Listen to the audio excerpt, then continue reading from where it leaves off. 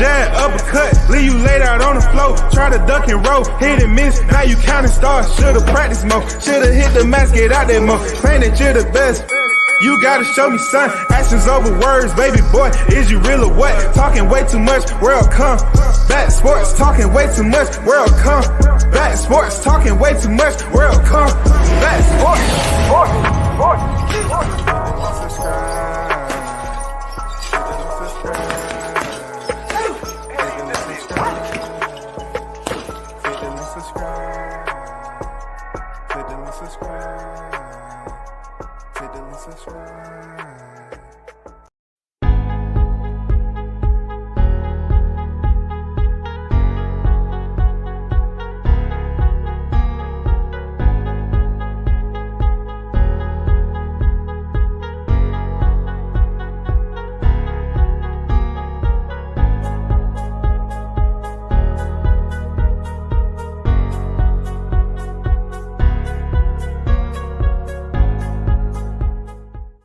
Yo, once again, you're tuned in to World Combat Sports.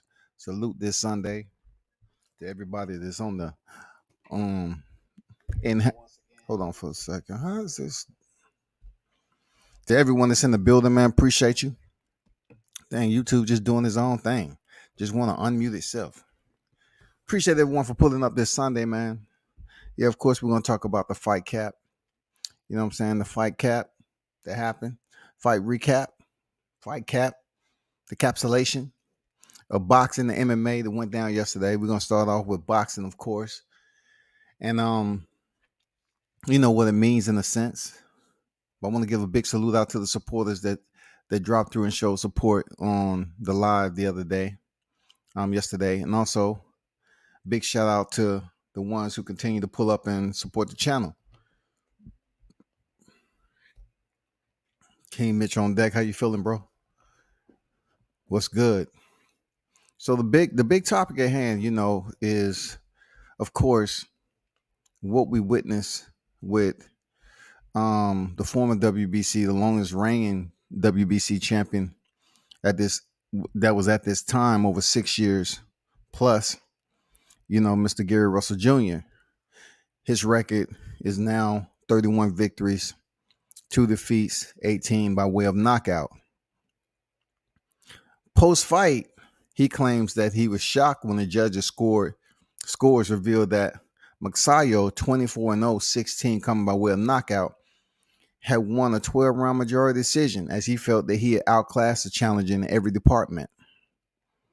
The judges scored the fight for Magsayo based on him outworking Russell in the rounds 1 through 4 and 9 through 12.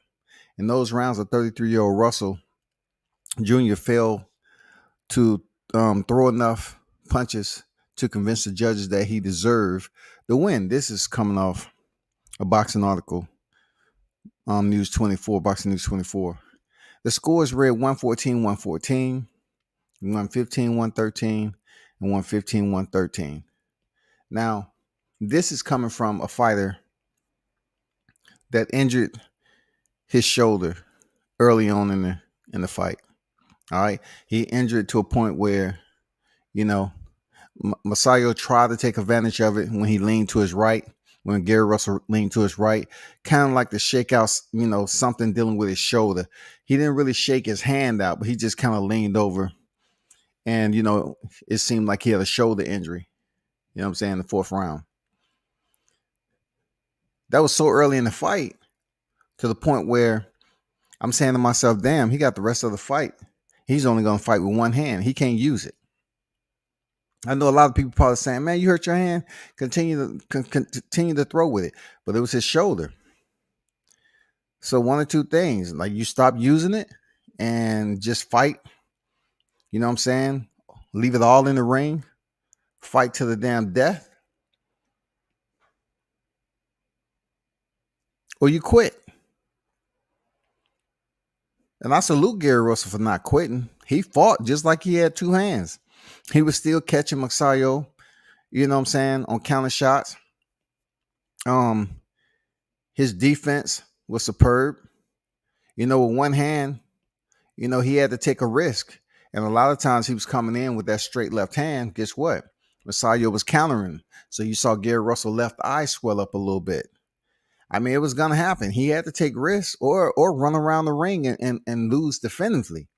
You know what I'm saying? Cut and dry, no ifs, ands, or buts about it. You didn't do anything, you lost. But he was landing some good shots on Magsayo. Magsayo was fighting. He was boxing back. But my thing is with him, for a fighter, like you're trying to make a name for yourself, people was already questioning, could you even handle the heat from being dropped? Even though he came back and closed the fight down. Me, myself, I wasn't extremely impressed with someone who had the opportunity to just railroad Gary Russell in that fight. I mean, Russell obviously had an injury.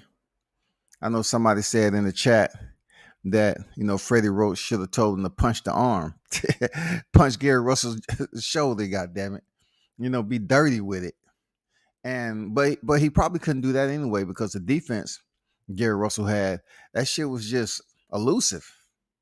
You know what I'm saying? His Timex was on point with his dang defense. And it's almost like Magsayo just decided to surrender to basic ass boxing. Like he wasn't even active on the jab to a hurt fighter.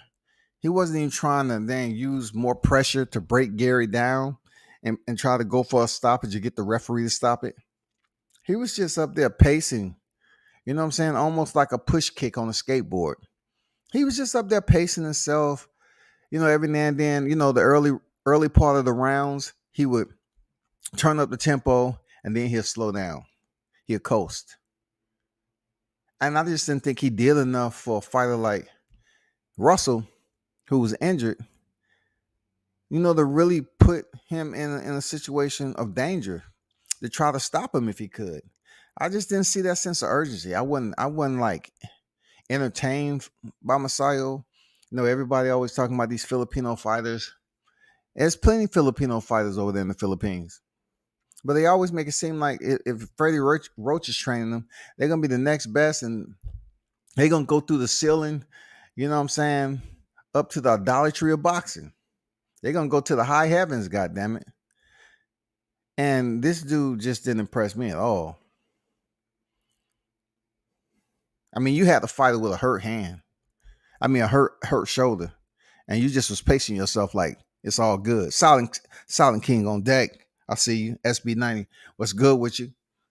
WCS, what's good? DBMH, what's good? Salute to everybody that's in the building. So Gary Russell went on to say this. It's a bitter pill for him to swallow. You know what I'm saying? Because he did make a short video. He always thought it was slim. You know what I'm saying? Gary Russell went on to say this. I beat that boy. Y'all remember that? I beat that boy. Shout out to AB. I beat that boy 10 rounds to 2. 9-3, man. Said a bitter Gary Russell Jr. I'm reading the article on social media after his loss to Magsayo. I told the boy, I took the boy to school. Y'all seen what it was? I took the boy to school.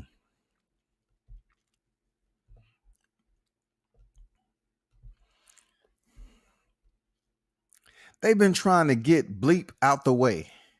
I've been bleep my arm up 2 weeks before the camp. To be honest with you, I outclassed him, outschooled him, and outboxed him with one arm. I got a torn tendon in my I knew my arm was hurt going into the fight, said Russell Jr. I already stated that I had an injury coming in, but I didn't want to reveal what injury it was. I believe I outclassed him and outskilled him. And at least 9 rounds to 3. And y'all in the chat, what you think about what he's saying? Or 10 rounds to 2, said Russell Jr., and believing that he deserved a comprehensive decision win over mandatory challenger.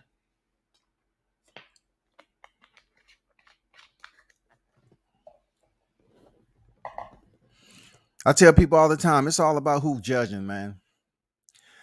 Are they looking at the pressure that Magsayo was giving Russell, or they was looking at the instruction that was being delegated by Russell?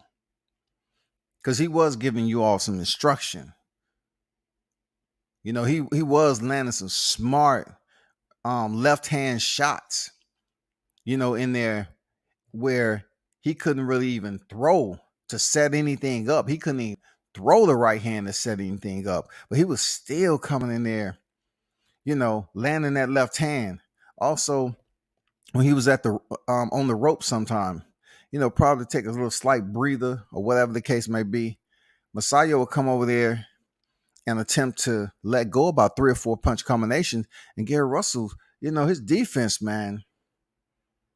Yes, sir. You know, his defense is official. Very smart ring IQ. I felt he caught Magsayo plenty of times, even though it was one hand. People, look, I think some of the judges just draw in to the fact that he has one arm and he's in there with the fighter with two. So since the fighter with two is looking like he's pressuring and he's providing more output, they equate that to winning rounds if his hands are moving. Vice Gary Russell, who never really hurted Magsayo, he never really hurt him, but he did catch him with some flush shots. So since he had to throw his power hand, you know, that left hand, and he was landing,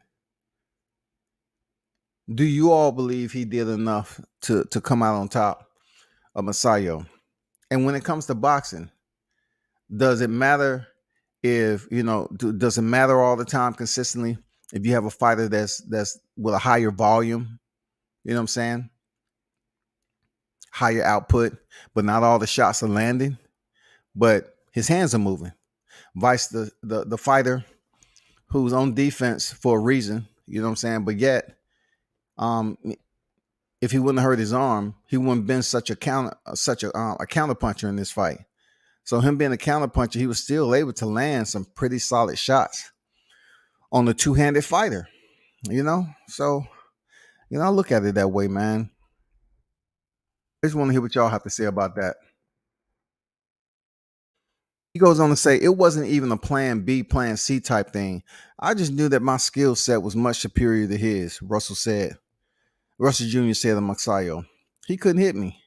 I was able to land my shots at will whenever I wanted to punch. I was able to control the real estate whenever I wanted to. Well, Magsayo did land some shots on you, that G. Russell, but like I said before, I give you credit for being an astute professor of boxing and being able to know that you injured and coming to the ring with the intentions of giving Magsayo a boxing lesson. You knew you had an injury, boom, that injury shut down on you, and you had to use your left hand. You showed that you cut from a different cloth. You showed that, you know, as a boxer, your boxing IQ, your toughness, everything that goes along with that, you have it. You have the dog in you. It was a close fight to me. You know, I can never sit up here and say, well, from looking at the fight over again, he won 10-2. You have to deal with the angles. The judges are ringside for a reason. The judges are sitting ringside for a reason so they can see the fight. Us, we only get a bird's eye view, man. That's why I really don't sit up here. You know, you can break down all you want, but a bird's eye view is different than being in person.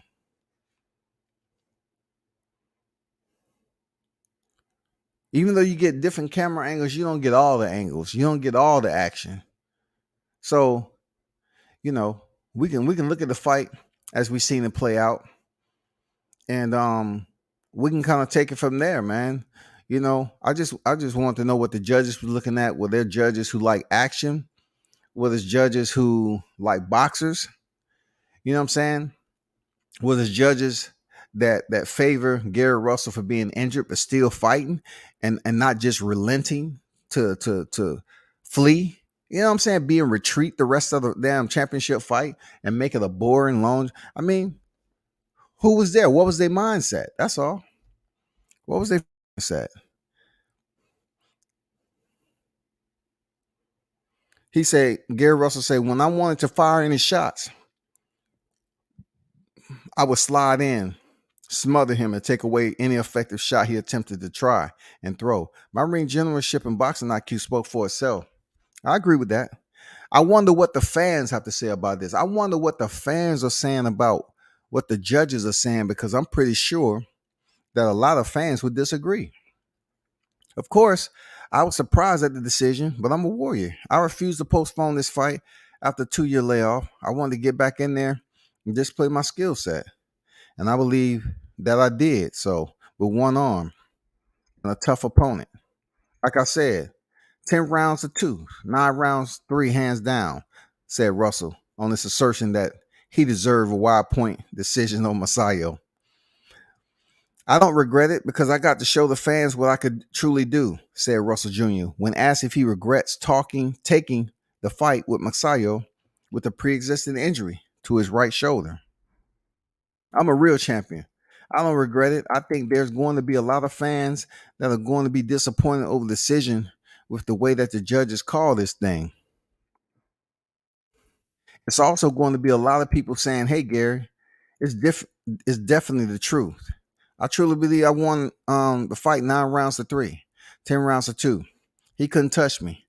The little scars that I have on there were from headbutts. He landed 2 solid, clean shots for real for the entire fight that I could think of, said Russell. I outboxed him, outclassed him, outpointed him the whole way through. Healthy, I'm going to beat that ass even worse than I did tonight, Russell Jr. said. When asked, what will you do in a rematch with Magsayo? We're definitely trying to see if we can get a rematch, said Russell Jr. So, they're at the point right now where they're trying to see if they can get a rematch. Would I want to see the fight? Yeah, I would, because I don't think Magsayo is going to be any better than what he was today. I'm just keeping them honesty within myself and what I'm expressing to you all. I don't think Magsayo gets any better in the rematch. You know what I'm saying? Well, with Gary with 2 hands, will the pace of the fight, motivate Magsayo to pump up the, pump up the volume of his punches and aggression, besides just starting the round off and pressuring Gary, landing some punches, and then just lay back and then be a counter puncher. I mean, I don't agree with Russell saying he didn't hit him during the fight. I felt that Magsayo did land some shots periodically through the fight, but I just didn't see a 10-2 with one hand. I just didn't see a 10-2. I didn't. But like we know, they have to go back to the drawing board. And first of all, they have to make the phone calls to see if it's a possible rematch between these two. Gary heal up, and it'll be cool, if he's able to get a rematch. That's if Magsayo's people want to, face Gary Russell, because they seen what he can do with one hand. So if he comes in here healthy, what's that's gonna be like? Because he was making Magsayo miss like a motherfucker, man. He was swiping at bees. I'm serious. He was swiping at bees in that motherfucker.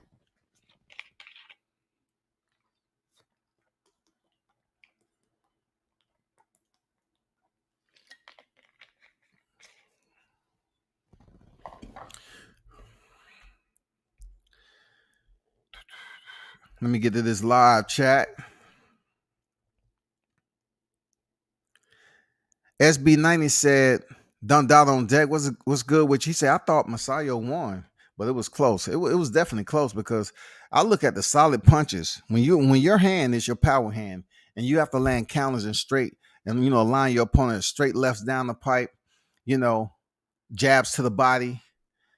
If we know his jab hand was hurt, I'm just saying, punching the body, jabbing the body, going up top, defensively setting them up for some counter uppercuts. That takes a lot of skill to do that when you injured.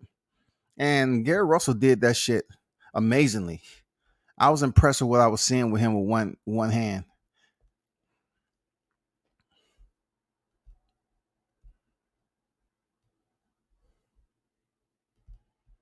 The dog say, yeah, also being ringside, you're able to estimate the power the punches landed. Yeah, it's way better, to be at the fight and be close enough to the fight because you get to hear and see. The audio that you receive is not even close to being at the fight. What you're seeing as far as the close-up expressions of the fighters as they're going in the fight is way different than sitting at home looking at it through the screen. Way different, dog.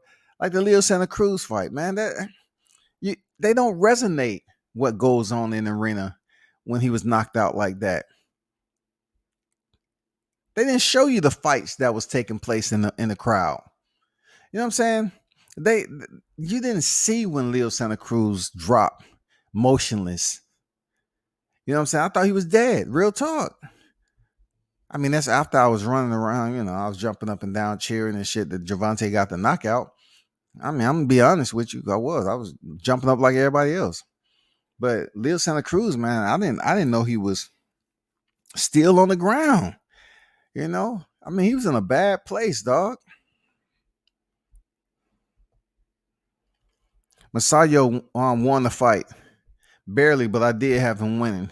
Wouldn't have been disgusted with the draw. Gary actually did well considering the circumstances of his injury.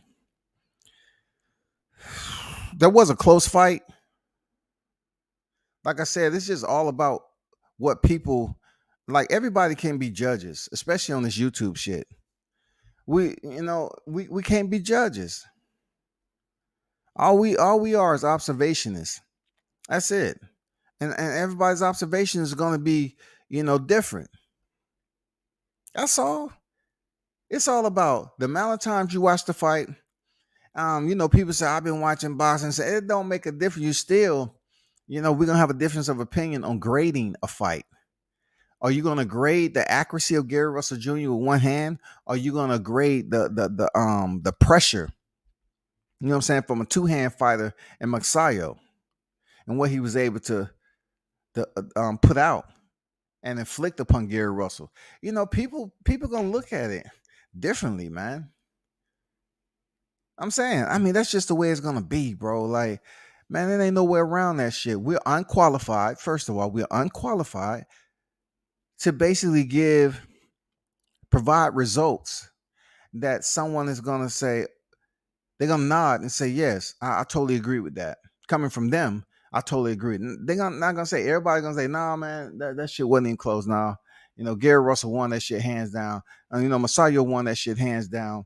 This, that, and the other. It's always gonna be conflict. This is why I don't discredit when fighters think he won the fight. Gary did land that left hand at will. Magsayo refused to use his jab. Magsayo's activity in round 9 and 12 gave him the win. One thing I witnessed with him was that he would pick up the tempo right from the opening bell of each round. I guess Freddie Roach was saying, like, go out there and pressure him early in the round, especially when they found out he had an injury, pressure him early. And they was trying to work on that gas tank because, believe it or not, the gas tank plays a big role when you have an injury because you're only using one hand. So guess what? You have to do a lot more moving because you're unable to shoot angles with the right hand, especially being a southpaw. But like I said before, give it up to his defense. It was fantastic, sharp. It was clean. It wasn't too many times that Magsayo caught Gary Russell on the motherfucking ropes and was able to do some damage. I just didn't see it. I did see him being able to, elude some punches at that close distance, slip, pivot out, reset. I mean, he was doing some nice experience, high level type shit in there, especially with one hand. I like what I seen. Like I said before, I wasn't impressed with Magsayo, man. Real talk, I wasn't impressed with that dude. People, they get a Filipino fighter and then they say, oh, I want to support them because they're with Freddie Roach. And then they tie in Freddie Roach to Manny Pacquiao. I mean, you can't do that all the time, man. He looks like Manny Pacquiao. That's the new Pacquiao. Yeah. No, that's not the way it works, bro. Good point. Money Brown TV on deck, man. Salute to Money Brown. And definitely be sure to check out my brother, Money Brown TV, man. Subscribe to his channel. Yes, sir. Hey, what's your take on who you thought won that on Money Brown? Gary didn't win 10-2 though. Not mad Gary feels that way though, because Magsayo ain't really do shit to him. And inside the square, man, Gary probably felt like what you just said. He didn't feel like he was getting lit up, with anything serious. But once again, like I say, it's all about who's sitting ringside. What's their preference when it comes? What is these judges' preference when it comes to a fight like this? This is what you call one of those eccentric type fights, these odd type of complex grading systems, because you have outside of the normal, you have a fighter that's injured with one hand early in the fight. So now, instead of him really putting a jab together, doubling, tripling up on the jab, and then setting up that left hand, you have him continue to throw the same punch. So let's just look at it like, let's just say Gary had both hands, but yet he was continuing to throw the same punch over and over again. What would be the thought process of the judges ringside to say, you know what, he got two hands, man. All he did is the same damn thing all the time. He threw the left hand, he threw the left hand, he threw the left hand. That's not enough, because Magsayo, he was throwing punches with his left and right. I mean, that's just the point I'm trying to make. Like, did you have some judges over there that really understood the work that Gary Russell was putting in with only his left hand accessible? Did they really, know what they was looking at? Or they just gonna say, well, he did pretty decent for a one-handed fighter, for real, but he didn't win. He didn't win. And you look at a lot of shots that Magsayo was throwing on Russell, they weren't landing like that. I mean, they looked good. He was going through the motions, but not all those shots landed. So who ringside judges were grading it as if they landed? Who was doing it? Appreciate the input, man. Teach on deck. I see you there, Teach. Salute.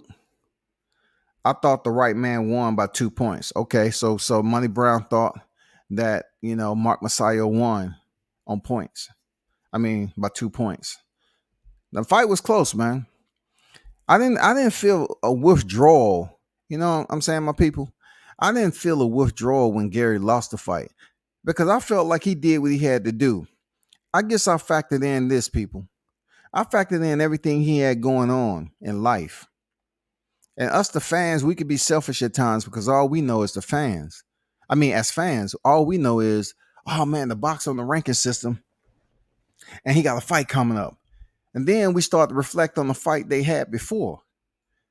So he had a lot going on. He lost his brother. His dad been doing bad. You know what I'm saying? That's a lot to go through. And then go in there and say, you know what? I got to train.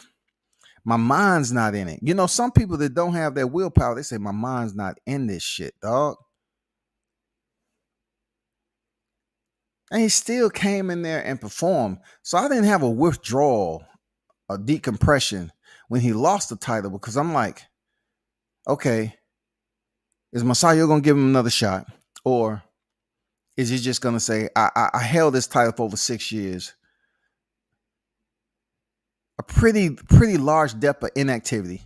What should I do next? I need to go somewhere where I can get some more excitement. Let me heal up and let me move up in weight. Y'all tell me, should he go for a rematch with Magsayo, push for a rematch if they want it? Or should he just relocate? Should he move up of division? Because he's been there forever, man. Is it time?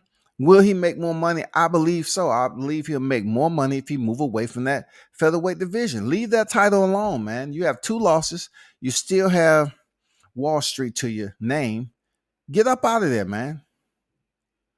If you plan on moving up to 130, 135, let's go. We already know he can fight. We already know Gary Russell is highly skilled as a boxer. defensive and offensively. But I didn't have a withdrawal system when he lost his title. I felt bad for him, but I was thinking more so his father, him losing his brother. Yeah, that's what I was looking at. Real talk.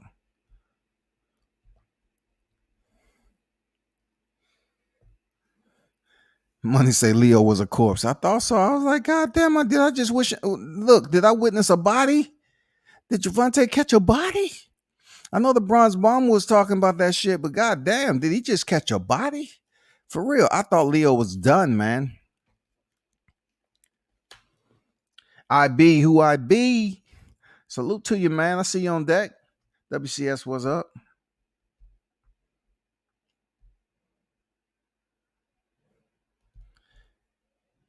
King said, I agree. Mark was not impressive at all, but oh my God, the commentary was so biased. Listen, I'm gonna be honest with you. That King, that's something I assess before a fight. I don't even listen to the commentary. Look, I don't listen to the commentary. Period. If the volume is on, is low enough so I can't really hear anything except a little crowd noise and something like that.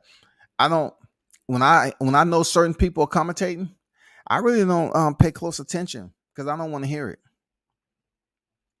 Because for me, I'm to a point right now, it won't persuade me either way, but I just don't want to hear it. Period. I like to your mind focus differently without audio. Believe it or not. You know what I'm saying? Audio does influence your way of thinking according to the situation or what have you. That is the truth. So I don't look at audio. I don't listen to audio in fights that I'm looking at. You know, I'll watch them at least about 3 or 4 times with no audio. And then, if I got time to waste, I'll say, okay, let me turn up the volume and see what the hell they was talking about. You know what I'm saying? I was doing that shit back in the Jim Lampley days. Because we all know his ass was goddamn stupid biased. Magsayo definitely didn't whoop his ass. I couldn't see 7-5 for Magsayo at best. Magsayo is tough to score. It may seem like Gary win the overall fight. However, the scoring system is round by round. It is. That's a solid point. It is round by round. But also, like I say all the time about these judges, I just want to know what's their orientation on their points that they're expecting out of the fight. What is their format to grading the fight? Because I guarantee you, not all them judges on the same sheet of music on their format for which the criteria they use to grade a fight. You're going to get one say, well, I like this fighter to do this. And then the next one say, no, I like what Gary Russell's doing. And then another one say, I like Magsayo when he was doing this, and this more active fighter. And then the other judge might say, well, he wasn't landing all those shots. You know that. But yeah, he was active, though. I'm going off activity. That's what they'll say. They just go back and forth. None of them is going to have the same sheet. They're not going to be in tune with one another. I watch the shit on Foreign Network. Look, Foreign Network will still fuck you up with the volume because now your mind is trying to process what you're unable to decipher. Now there's confusion. Neurologically, you have confusion. You know what I'm saying? That's what your brain trying to decipher, something that's foreign to you, something is unknown. So they speak in a foreign language and not English. Yeah, your recall memory is different. Denied. Recall database denied. You know what I'm saying? Archive denied. Jay Ocho on deck. What's good? I thought Gary lost, bro. He would have stopped dude without the injury. It would have been very, very interesting if he would have maintained injury-free throughout that 12 rounds. He was looking good. Gary's a smart fighter. Very, very, entertained with how astute he is as a boxer. For real. And not to mention, to have the heart to fight on in that fight the way he did. and not really suffer any crazy amount. The only time that it looked like he was on the out, you know what I'm saying, just a little bit overwhelmed when he hurt his shoulder and he backed up against the ropes. But then the apex predator kicked in like, nope, we're not prey. We're apex predators. We're not prey, goddammit. And you know, when Magsayo was moving in, he's like, hurry up and got off those ropes and tied him up. I like what I seen, man. You know what I'm saying? Dude is one of the best. It's just unfortunate. You know, his roundup hasn't been as active. He hasn't been in the ring enough for us to be like, man, he should be on the pound for pound. That's you know, pretty much what's left for Gary Russell is, I say 2 to 3 more fights, right? It's according to how often, what the schedule's looking like. But I will say this: is it worth it for him to go and avenge? He never had a rematch with Lomachenko, so why Magsayo is important? Magsayo is no Lomachenko, bro. So I'm telling you, if you didn't rematch Lomachenko, move up to try to get a Lomachenko fight. After seeing you fight with one hand, I'm curious to know how that fight was go, bro. Do away with that. Who is Magsayo to you? Nothing, bro. Move, leave that kid be. Let him go about and defend that WBC title. I know you don't want to end on no loss, but you never rematch Vasily Lomachenko there, G. Russell. So, man, let that man be. He ain't nobody important just yet. He might be somebody in the future, but that boxer is nobody important right now. Jay said, I only gave Gary like 4 rounds. I gave more than that. Dog. I didn't see Gary winning either. I had him up around after the 8th, but I scored 9, 10, and 11 for Magsayo. Okay, that's what's up. When I look at a fight, a lot of people get into scoring only to get disappointed from what the judges are looking at.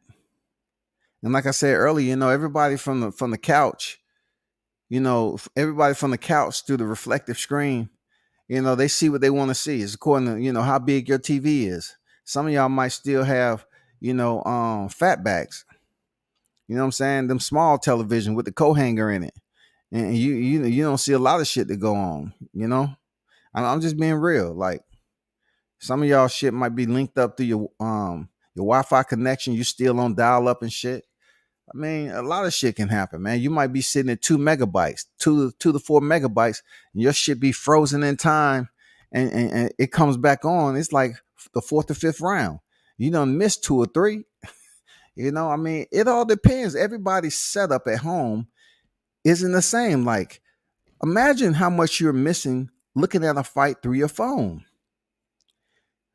Look at only how much of a depth perception that you have to look at a fight on your laptop, your desktop, your TV. All the shit is different. This shit is different, bro. Y'all know I'm telling the truth. The shit is different. So it's only so much you're going to be able to sustain, you know, as far as looking at this fight. It's going to be things that you missed. So that's why I don't put too much emphasis on grading the fight round for round and what I scored it, because it means nothing. To me, it don't. That's all I'm saying. Yeah, the fatbacks, man. You got them fatbacks, man. Them heavy ass TVs. You know what I'm saying? I grew up, we call them fatbacks or bubble backs, you know? Motherfuckers, huge TVs and heavy as shit. And then show worth a damn. It's hard to score when you're watching. I really just watch the fight. I don't score in real time. I'm not a judge. I'm a fight fan. I pay attention to the fight. You know, my calculation, I'll say, okay, whoever won, you know, they won that round. This is who I thought won the round. And I take a mental calculation all the way to the final round or the stoppage, whatever, you know what I'm saying? The final round, rather, not the stoppage. And then, you know, I do my my guess from there on what I just witnessed and what I seen. I just give my answer from there. That's all. But that's a solid point though. I don't think Gary Russell should move up to 135. Too small. Maybe he can get some quality fights at 130 though. That division is on the up and up right now. I agree with that. One person, from listening to me, Mitch, I'm one person I'd like to see him fight at 130. You already know what it is. You already know what it is. I want him to go out there and goddamn beat the orange, the tangerine, the motherfucking goddamn pink cotton candy out of Chris Colbert. I want him to go right up there and fight damn Chris Colbert, goddamn it. Get his ass out the way. Because I know he'll box the color, the dye out Chris Colbert's head. But you're right. 130 is definitely on the come up. Definitely, dog. Definitely. We want to see that shit. Shakur Stevens and Oscar Valdez is going down. Then you got Chris Colbert fighting Rogers, I believe that's his name. Yeah. Go to 130, bro.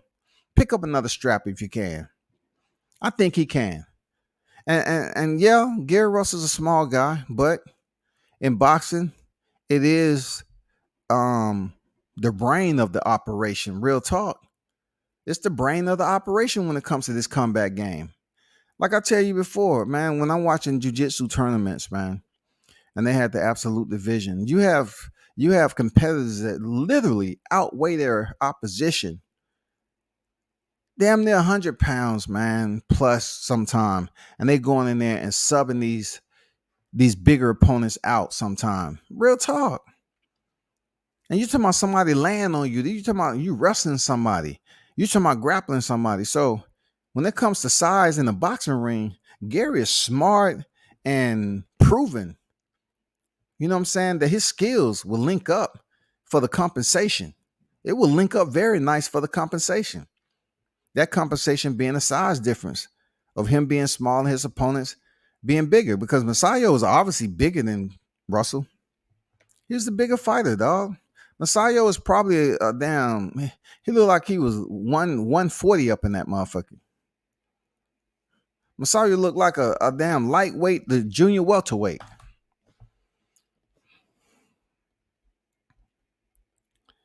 Right, you can't trust everybody's opinion. Niggas stream the fight on an 05 Dell computer. Oh shit, he said they streamed the fight on the 05 Dell computer. Dog, no you didn't, man. Hell no, you didn't go back to 05, did you, shawty? For real? Damn. I thought you might have went back at least to an iPad. You know what I'm saying? An iPad or some shit. The first generational iPad. You know what I'm saying? Damn, he went to an 05 Dell. It's people. Let's see. It's people streaming these damn Showtime fights. Showtime like $9 a month. It is, man. You can get a special. You know what I'm saying? You can get a special rate depending on who you with. Did Magsayo punch Gary Jr. Showed out? No, not at all. No. Gary landed a shot on the inside, and when he did it, he immediately felt it. So, nah. Feliciano, salute to you. I see you on deck. What's good? I don't agree with guys jumping in the ring, not healthy. I don't agree with guys jumping in the ring, not healthy, but I guess they need that check. I agree with working and providing for yourself under less than maximum 100% health. You know what I'm saying? I agree with that wholeheartedly. Because that man got to provide for his family. And sometimes the way they think, the message that I get from the Russell family, that they're absolutely, they've been taught by a man who understands the structure of males, goddammit. Real talk. He understands the structure of males raising men in life. That's what I get from this family. So, with all the hunting and bringing home your, sitting up here, preparing your own food, foraging for your own food, that's grown man shit, man. I tell people all the time, if you want to find out about a lot of people on this YouTube shit, just take them on a hunting trip where you can't go back to civilization. Go out there for a good week and let's go. Let's sleep in these tents and let's go hunting. Let's go get food. Let's talk. Put them out there in the dirt. Put them out there in the element. You know what I'm saying? Have them hike in 5 miles. Have them hike in 5 miles first to a site. Then set up the site. And then you got to go get food. That'll tell a lot about the individuals that's used to being in the comfort of their own home and those who can survive out here. It's different, shawty. It's different. The mindset is different. I truly believe a man should, his mindset should be, especially if he have family, to go into a situation and still being able to, if it's not 100% health and you degraded rather, go out there and still try to do it. I definitely salute him for that shit. Definitely. Wouldn't his hurt shoulder come out in the pre-fight screening? Just because you're having an injury. I'm just giving an opinion, Don. When you do a pre-fight screening in boxing, they're not giving you a full physical cavity check. They're not going from head to toe and having you move every joint on your body. It's a very basic pre-screening when it comes to boxing. Very, very basic. Very basic. Look, you look at it this way, Don. Like, just say he had an injury, but they told him to put his hands over his head. Put both hands in the air over his head. Boom, he did it. Boom. You can't sit up here and say, well, from my visual scan,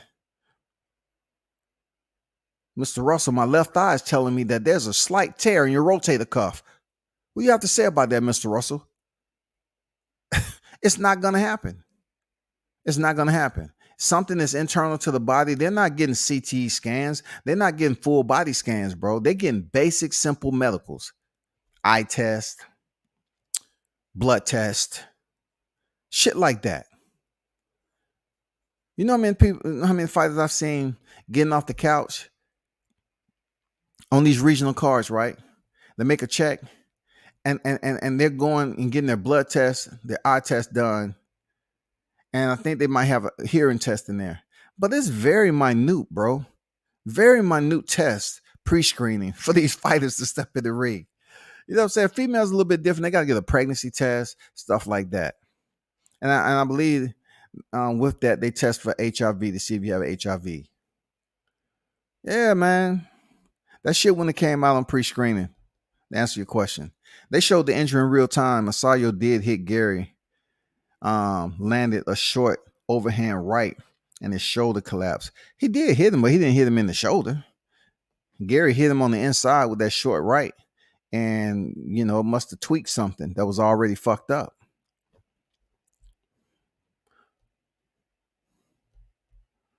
That dude Gary was fighting was a welterweight.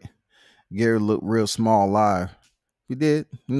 Gary was small. But like I said, I've seen a lot of small cats get with it. So you can never go in there like so-and-so small. I still remember a cat from North Carolina. I remember we was in a grappling match and I totally underestimate this brother. And in the Corps, we used to grapple a lot on ground, just solid ground or whatever. And this little young motherfucker, like I heard about him, right, in the clubs. They be having the clubs on lockdown where we was actually stationed. I was like, man, please. What this dude? What he be doing? Like, why y'all motherfuckers so scared of him and shit? I finally locked up with him. I was like, damn, this little motherfucker strong. And I was like, what the fuck did you do growing up? He said, I didn't do anything. I didn't lift no weights or anything, but I did used to go up to the country and, help my people with the farm animals and shit, load and feed and motherfucking doing work that I had to damn pick shit up and move shit around all the time, clean up. But this motherfucker was cock strong, dog. And he was a small motherfucker too. Very small. So sometimes, you compare that to boxing. I don't know, man. You just can't be a weasel, though. You can't be small and a weasel. You got, what I'm saying? You got to have some motherfucking badges to your shit, dog, that make you official if you giving up that much size. Yeah, like that one badge, that mental badge, that shit got to be full. It got to be data in that motherfucker, updated data. You know what I'm saying? Your shit got to be smart, official. You just can't be a weasel coming in there and think, the size. Oh man, I got heart. It's gonna take more than heart, man. You got to have them badges to your name to make sure you're able to get through what you in for. And the Gary Russell was that dude. He had the badges, man. He was certified official, and he showed it. Never once when he was in trouble to get knocked down. I mean, some cats would have faltered.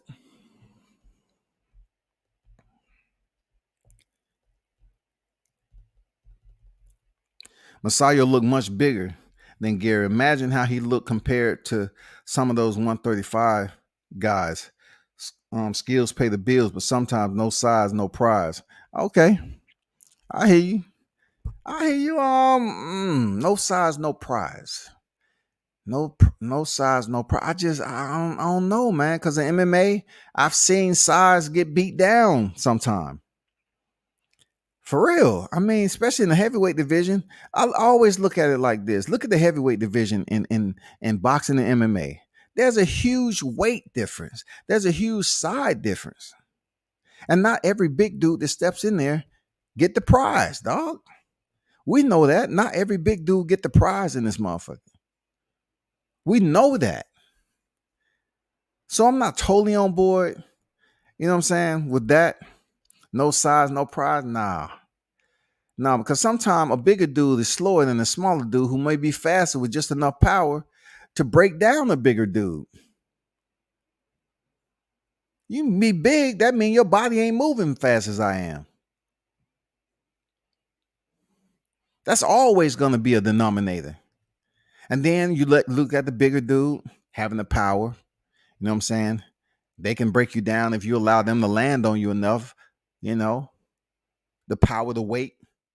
Let's see what they can do. Can they be accurate enough to the point where they're able to land a solid amount of shots to degrade the smaller, quicker opponent? It happens. But I'm just not on board with the no size, no prize. You know what I'm saying? That's just not my sense of thinking. Yeah, Magsayo punched Gary, showed out. Man, those 05 Dells are full of booty call volumes 20 to 180. Download it. Damn, dog. Magsayo ain't punched no fucking shoulder. I don't know what done, daughter. I don't know what you talking about on a Sunday, dog. I hope you ain't sitting in church line for real. Because I did not see Magsayo punch no motherfucking shoulder out there, Don. You know damn well Magsayo did not punch.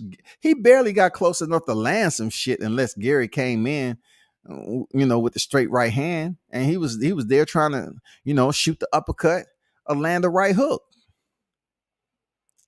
How did he punch his shoulder out, bro?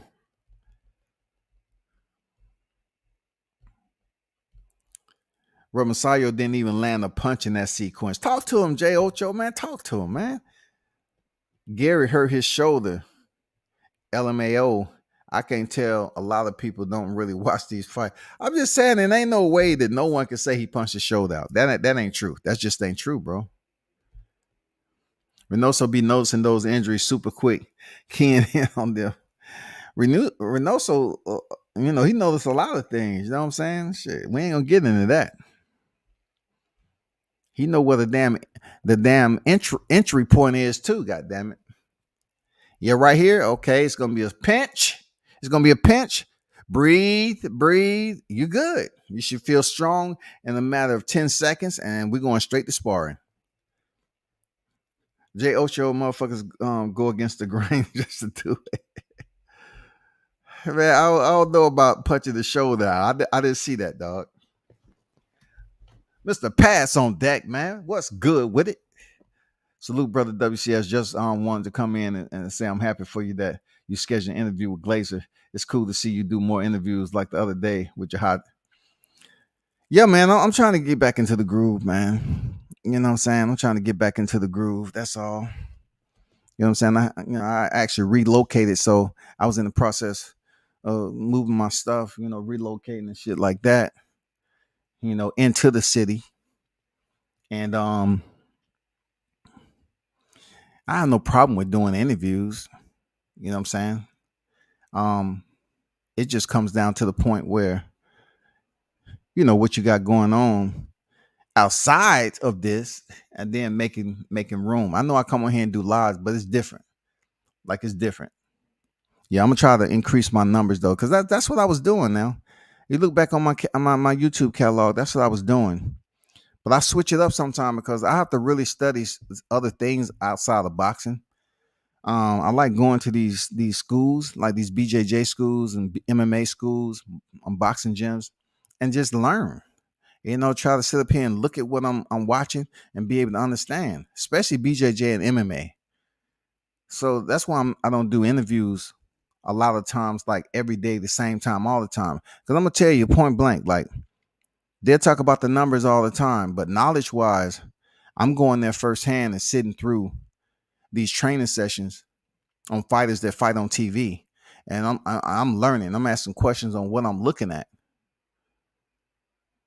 You just can't sit up here and act like, looking through a screen, you're going to be able to get all this curriculum down. No, you got to actually see it play out in front of you and see how these fighters move from top and bottom position or whatever. And then in boxing, you just have to see what fighters you choose to support. You can't support all fighters. You can't support all of them. Because in boxing, I'm going to be honest, you can't support all fighters because some of them, they haven't made it, but they think they have. And some fighters that know they haven't made it, so they wondering why you trying to interview them. They haven't did nothing. It all depends with boxing. It can be very finicky situation with media. With boxing, I look at it like you bring somebody on here that the YTC barely knows. They either gonna do research on it or they gonna frown upon it. Like, man, nobody don't want to, listen to that person. But I do. Like, I have a lot of guys like Ty Tumbling. Ty, I got him when he was way deep in the game, shallow in the game with boxing. Man, I have a lot of fighters that was very early in their career. Richardson Hitchens, got him several times. You know what I'm saying? Malik Hawkins, Kareem Martin. I mean, all these little young cats, even Dylan Price, man. A lot of fighters that I got on the come up, but yeah, I'm gonna try to get that going. And Rick Glaser interview is going down Tuesday at 10 p.m. Y'all. Make sure you drop through and submit your questions. I'm not saying everyone's question is gonna be put up on the screen or acknowledged, but I'm looking forward to that interview. You know what I'm saying? Tuesday at 10 p.m. And you're probably saying, man, that's out of the norm for me. Well, it's out of the norm because that's his schedule. He's busy during the day and he has free time at night. You know what I'm saying? So yeah, a shout out to my man Cruz for setting that up for me. You know what I'm saying? Appreciate you, bro. Good looking out. King Mitch Facts. Shit is ridiculous. Subriel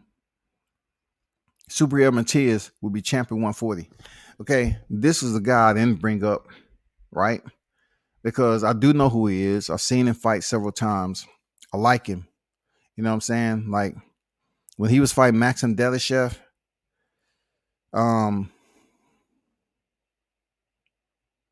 it was the same thing that I was watching with Petrus Ananian.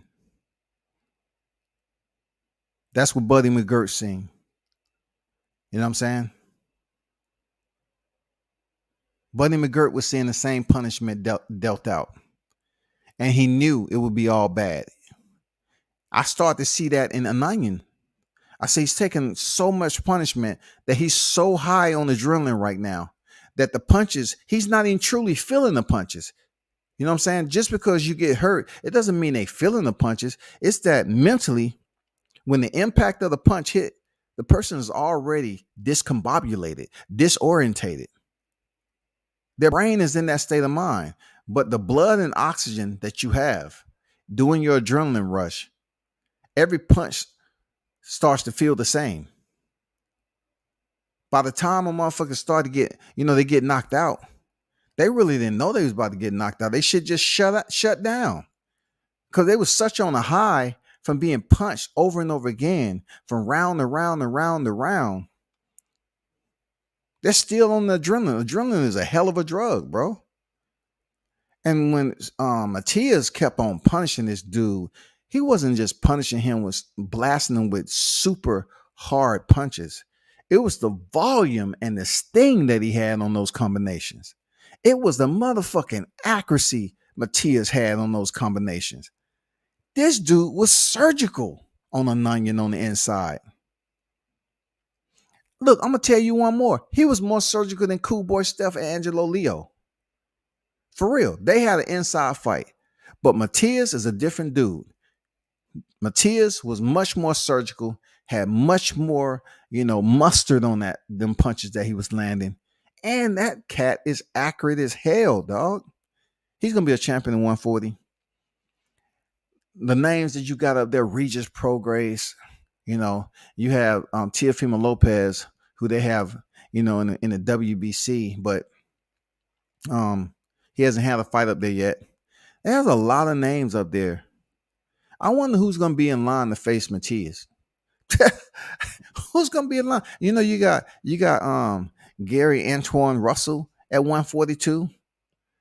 Man, that would be a hell of a scrap, man. Both of them can throw down too. Who would y'all like to see him fight next? Matias. Dude looked like he wasn't even in a fight when it was over.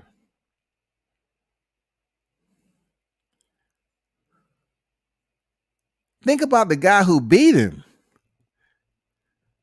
He has one loss on his record. Will he remain, undefeated, so to speak, the rest of his career? Will that one loss just be there like a blemish, like Floyd to Canelo? You know what I'm saying? Like Lomachenko was to Gary Russell before last night.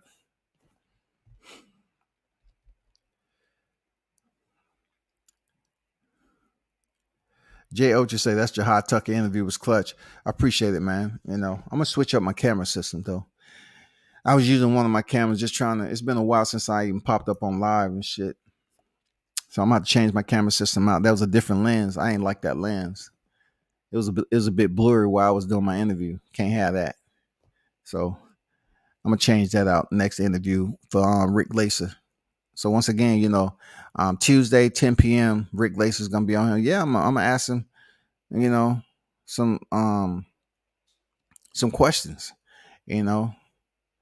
and give the fans opportunity to know how I feel about the whole situation, what I've experienced, with what I've heard about Rick Glason and so forth. So y'all gonna have to have listening ears. Real talk.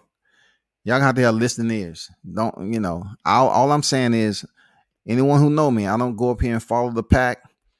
I've never been a pack rider, nor do I have people think for me to influence, hey, this is what you should say or do. Because in the end, if you should understand who you are as a person, not waiting for somebody to vouch and co-sign for you to validate who you are as a man.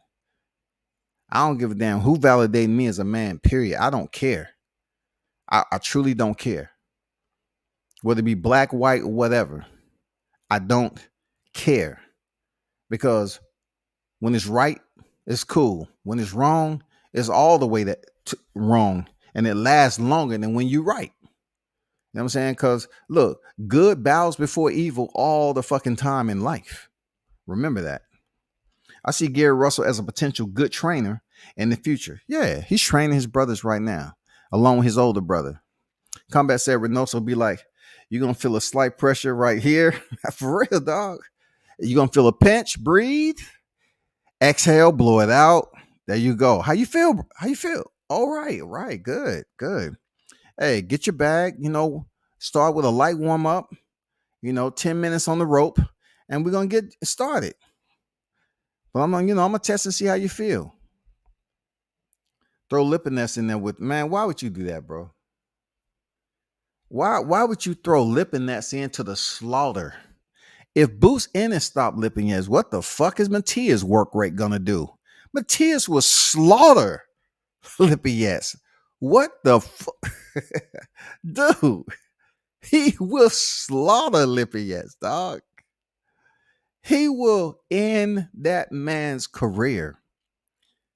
He just was stopped by Boots. Somebody put the damn round where Boots stopped Lipinets. He just stopped by Boots, man. You gonna put him in there with a fighter with more of an extensive, violent work rate like Matias? That is a body. Get his headstone ready. That dude will die. That dude would die.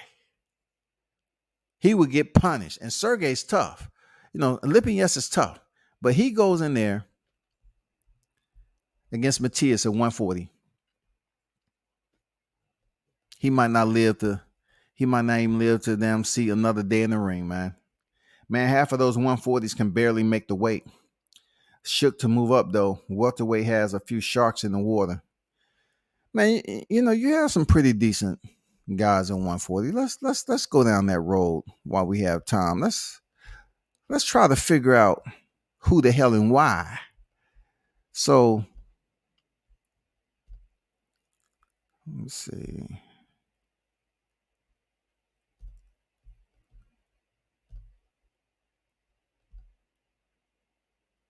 So let's go down here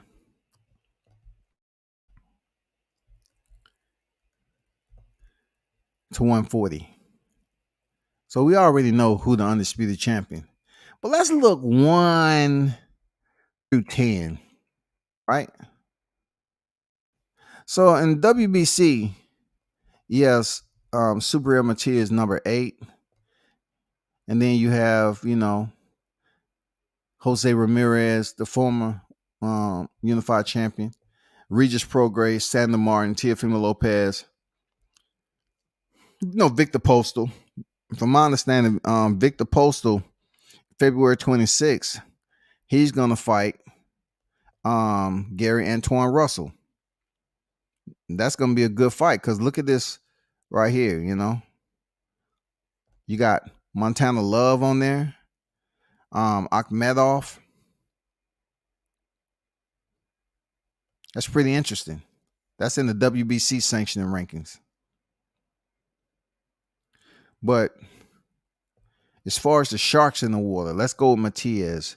You got Ponce that's up there. I wouldn't say he's a shark though, man. I don't want to sit up here. You got Jose Cepeda. I don't know. I think Mitch was right though. Regis Prograis, he's just hanging around. You got Robert Easter. Don't know when he's gonna come back. It's a lot of hype and attention given to Brandon Lee. He's gonna have to step up sooner or later. They're gonna have to see Montana Love. If Montana Love, I don't know what he's gonna do because you can't come in 4 pounds overweight and continue to thrive in the division, bro. You can't do it. Sandra Martin coming off that win with Mikey Garcia. I mean, they have some tough opposition at 140. You still have some.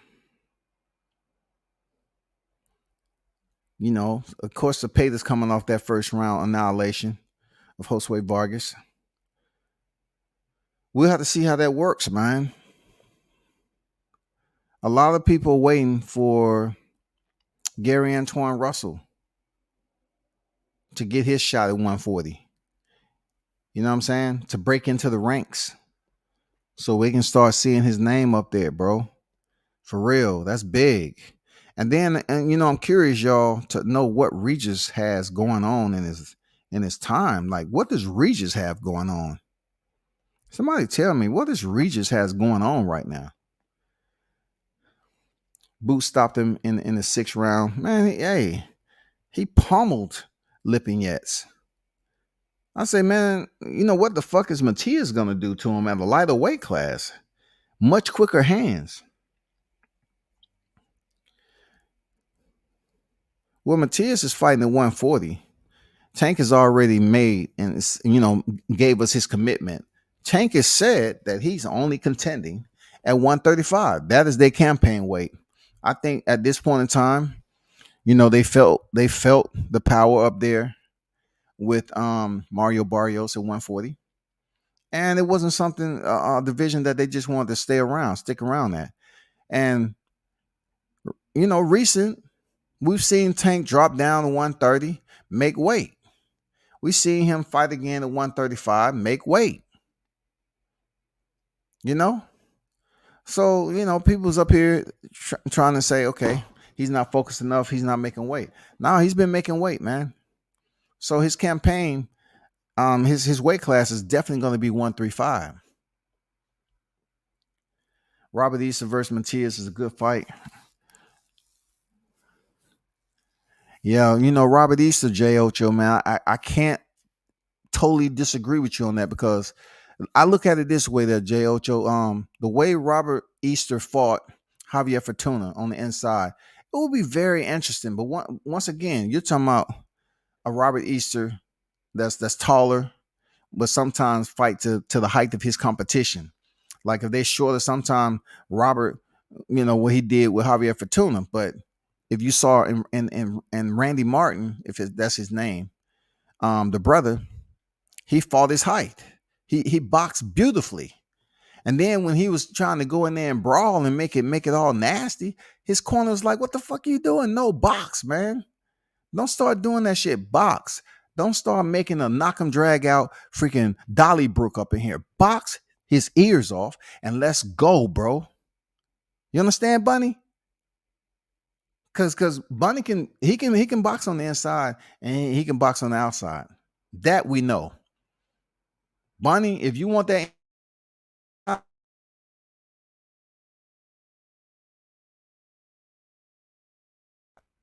that'll be interesting. I ain't gonna lie. That'll be interesting. That's a good fight. That's a good fight. Real talk. I'm more so referring to all catchweight kings claiming to be super lightweights. Yeah, you can look at Mikey Garcia for that shit too. You know what I'm saying? I mean, but I say we don't think I don't think Tank is going to be stepping up to no 140 anytime soon. I think it's only a matter of time before he get a big name at 135. I'm telling you, man. Tank is one of the top two. He's one of the top two at lightweight. Period. He destroys Camboso. He destroys him.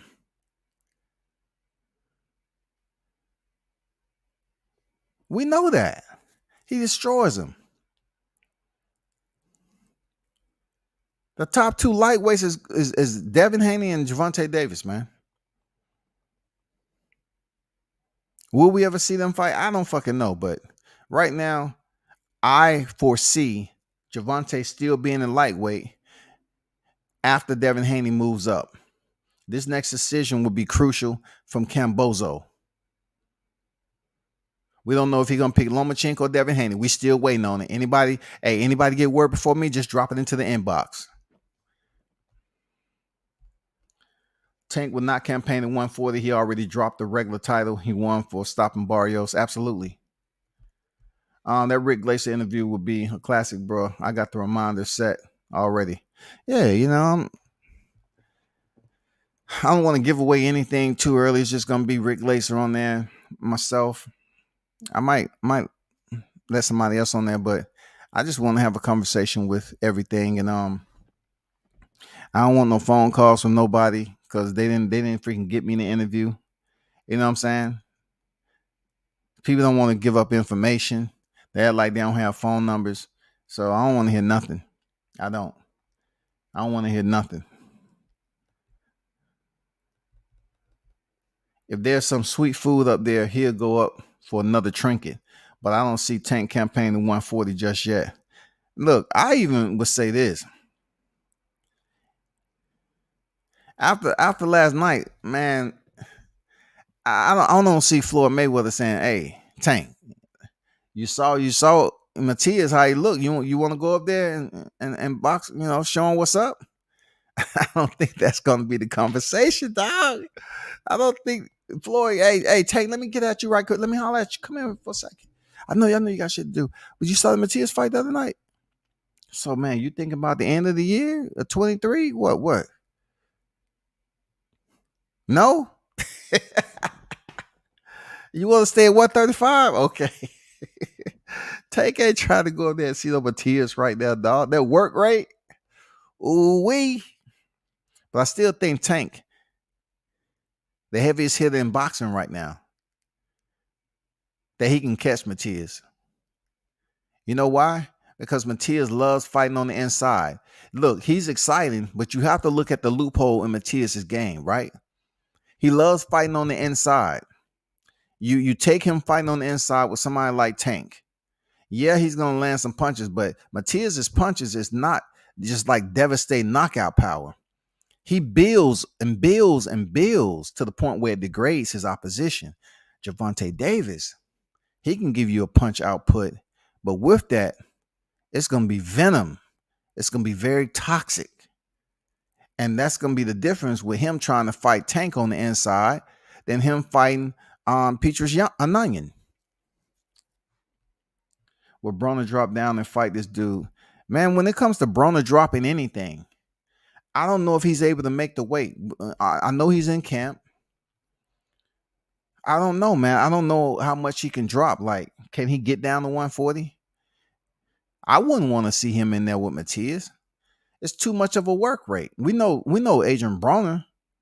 He has never been stopped. But when it comes down to a guy like Matias, man, I don't know, man. Adrian Broner still have bragging rights for his chin. He may not let his damn punches go and put him in the fan. You know what I'm saying? He ain't blowing through his opponent like that. But I'm just saying, he ain't never been stopped now.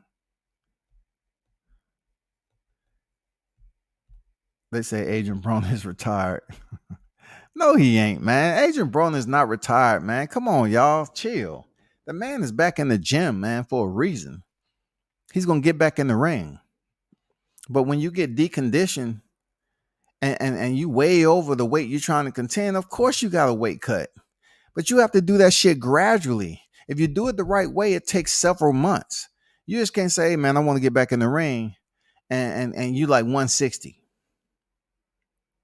You say, okay, so you want to come back at 140, right? You have to gradually cut that weight. The reason why I say you have to gradually do it, because if you do a haste, you expedite your weight cut, you're talking about jeopardizing energy or compromising your energy levels. You know what I'm saying? Compromising your overall health. You're going to be working out and going through a rigorous regime. You need for your body to function in accordance. You need to go in there with strength. You need to be able to make it through the workout and also stay injury free. When your body ain't feeling right and you're in there doing lackadaisical shit, it can lead to injuries. It can lead to ailments. You know what I'm saying? Medical conditions that you weren't expecting, all because you're trying to drop weight. And some people, they go in there and they'll spar and they'll go through the training regime. But if they're cutting weight and they weigh over and they got to lose that fat, you have to do cardio after that shit. And a lot of I get that cardio later. And then you get closer and closer to the fight. You have the boxer who's doing a fast track with your organs. Now you're going through the painful part of it where you have to drop all this motherfucking weight, weigh in, and then your body is going through trauma to rehydrate. It's going through trauma. Yeah, you feel good, you made weight, but then you go to rehydrate. Your body is not going to feel the best it could be in that short period of time for you to open up, for you to split the ropes to the opening bell. It's not going to feel the same. You know how you feel like you feel good, but you don't feel all the way 100% like you sick. I mean, that's your body telling you, hey, I'm still processing all the rehydration and the food and all that shit. Man, if Thurman looks like absolute shit, but somehow still wins versus Barrio, I can see TMC trying to get Thurman versus Tank on PPV. We know Thurman would take the fight even while physically compromised. I'll say this. I don't think Floyd Mayweather is going to put Tank in there with a Thurman if he goes in here and gives Barrio the business. Let's just say Thurman goes in there and stop Barrios in shorter fashion than Tank. Hell no, he ain't putting Tank in there with Thurman. Hell no. I don't see it. Even though it would do good money, it would definitely do good money. And then Look, once again, I have to give you both sides of it. Even though I'm saying if he stops Barrios in shorter fashion, I still will credit Tank for being able to do some work on Keith Thurman, who's been susceptible to body work, getting stuck to the body. You know what I'm saying? And having problems. What better person to shorter Tank to be able to delegate those body attacks, those hooks to the body? Tank. Hell yeah. You know what I'm saying? So I still say Floyd ain't gonna give him. No, he's not gonna present that shit to Tank. Hell to the no, no, no. Oh hell. Mm-hmm. Hell to the no. I say hell no. Hell to the no, no. Whatever that shit was, that was funny as shit. Haney and Gary Russell have a history. I see nothing wrong with Haney throwing a few shots his way. That's what if that's what he did. Well, he injured right now, so it does nothing for him to throw shots. Plus,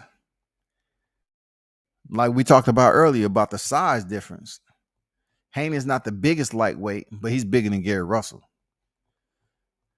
Boxing wise, it'll be a tougher fight than what people want to give credit to. Real talk. Let's be honest with ourselves. Gary Russell coming there and fight Devin Haney, two technical boxers. It'll be a tough fight. It might turn into a super chess match, until the mid to late rounds where it start to pick up. But come on now. He's injured right now, so it won't do Haney any good. But really, the focus in my conversational piece is more so for Kambosos to say, okay, I want to give Haney the shot so we can be done and over with the anticipation. Is he getting a shot or not? That's all I want. That's all I want to know. I don't want to hear shit up. Is he getting a shot or not? Because I'm tired of the cheese being left out and shit for motherfuckers to climb up. I smell that. I'm tired of damn snacking on this motherfucking media cheese they put out here like we rats, dog. Nothing is never what it should be. You think a fighter's fighting this person, it's just to keep interest on the fighter's name, and they find out fighting somebody totally different, bro. Haney and Russell Jr. had YouTube on fire at the start of the pandemic. They did. I mean, look, to be honest, that is the one segment, that is the one era or the one moment that I can say YouTube, even though it failed miserably, I never seen that much attention. I never seen the activity, the hours put in for Gary Russell and Devin Haney's situation. I never seen YouTube lit up like that. I just wish it would have had some type of influence to the fight being made. I never.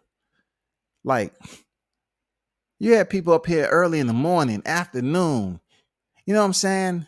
Evening, late evening, talking about Gary Russell fighting Devin Haney. This shit was crazy.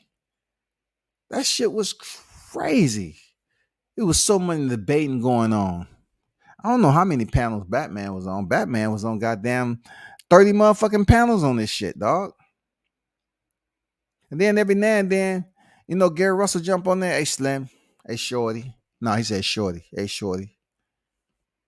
He'll give a video. Boom. Drop off. They'll grab her. Oh, shit. Gary Russell came out with an interview. Oh, man, that shit was crazy, dog. Insane. Insane amount of hours to put into something that was never going to change. I said that the fight date in November was never going to change for Gamboa. It was just good publicity that keeps Devin's name out here in the media streets. That's it. But for the activity that existed, that shit was incredible, dog. I come at only if Thurman looks like absolutely shit. He's a split decision versus Barrios with no knockdowns would be and we might see Tank versus Thurman. What if Thurman is his ulterior motive is not to give 100%, but to win the fight barely, just to tease the attention of Tank Davis, to make it look like, he's food when he really didn't put out.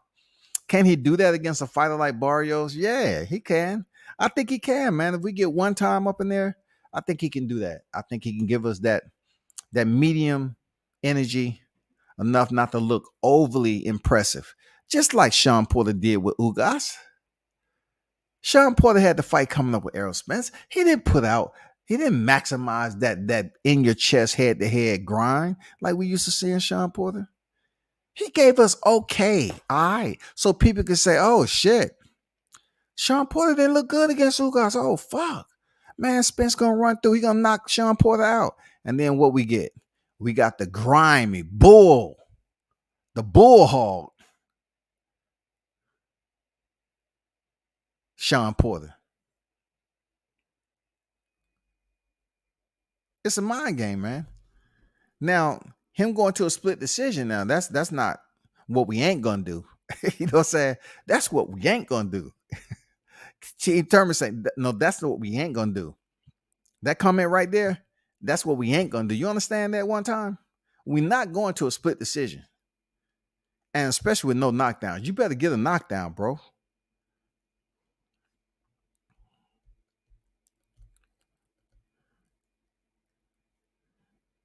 Gary Russell should have had a rematch. Why? Why? I mean, the bigger fights are outside that weight class. Look, for real. During that YouTube saga, all right? During the YouTube saga, Gary was talking about moving up the welterweight to fight Terrence Crawford. Can you see? He was talking about moving from 26 to 47, dog.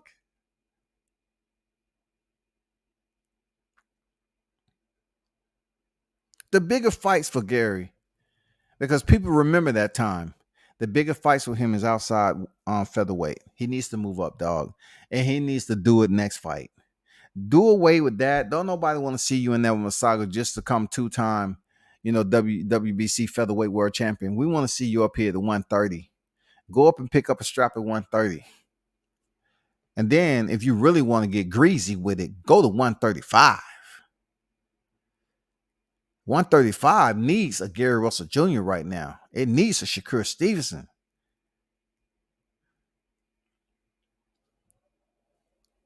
That's what we need.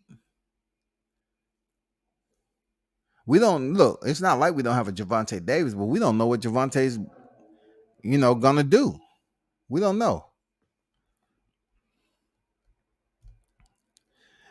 Bill was playing with them niggas. They already had a date, an opponent can't board the whole time. Oh, absolutely. Look, the fight was signed, bro. They already knew the shit was popping in November. They never had any intentions of changing that date. Absolutely not. It was just free publicity as always up in this camp. Larry was guilty of overthinking before. Man, you overthink a lot of shit when you injure and you're not 100%. Y'all hold on for a minute.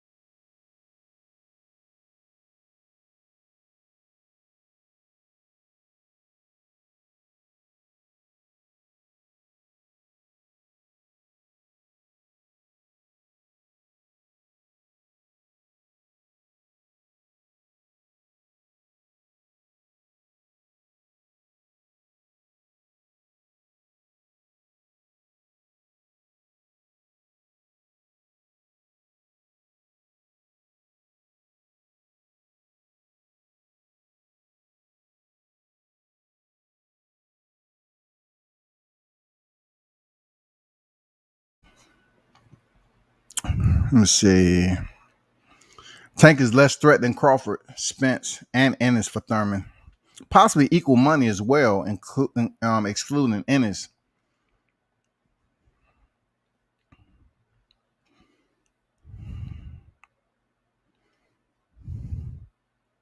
I can see Ennis possibly getting that fight with Thurman because Thurman he really hasn't basically committed to moving up to 54 anytime soon. So when the Ennis Ortiz and the changing of the guard and all that, I think Thurman is still going to be there. People are insinuating that Spence is going to move up to 54, but we don't know. We don't know when that's going to happen because he has other tasks to handle. You know what I'm saying, for the unification at 147. So we don't know what Spence is going to do, and we don't know what Crawford's going to do. He has said that he has intentions of moving up to that 154 pound division. But we'll see how that plays out. Hold on for a second, y'all.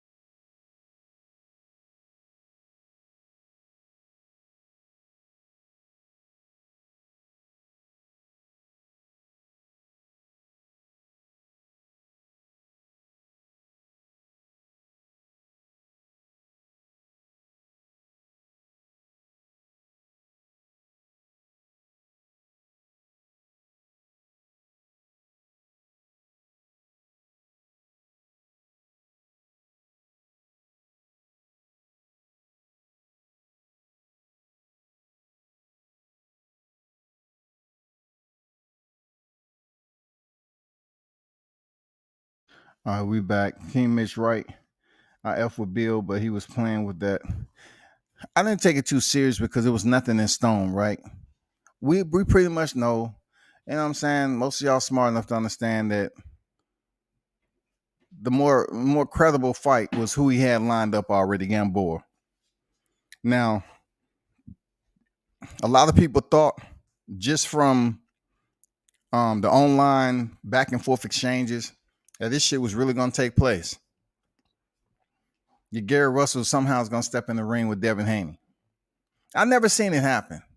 And then it was just all over the place, man. And then I always looked at it this way. You heard nothing from Gamboa. Gamboa was probably sitting back looking at this shit laughing, man. Gamboa was like, man, wow. Look how much time that they put in this. And the contract is already done. Like the contract, I'm fighting Haney. They just playing with him. We heard nothing from Gamboa, man. So being that I didn't hear anything come out with Gamboa, I didn't hear tweets, I didn't see tweets or whatever, and none of that, I say, man, this fight is never being changed. This is just an interim, good topic for discussion on YouTube, good bait. And it was good for people to sip on. It was almost like a happy hour during that time. That's all. It was just like a happy hour, bro. Everybody was in the live chat having a good old time. You know what I'm saying? That's all that was.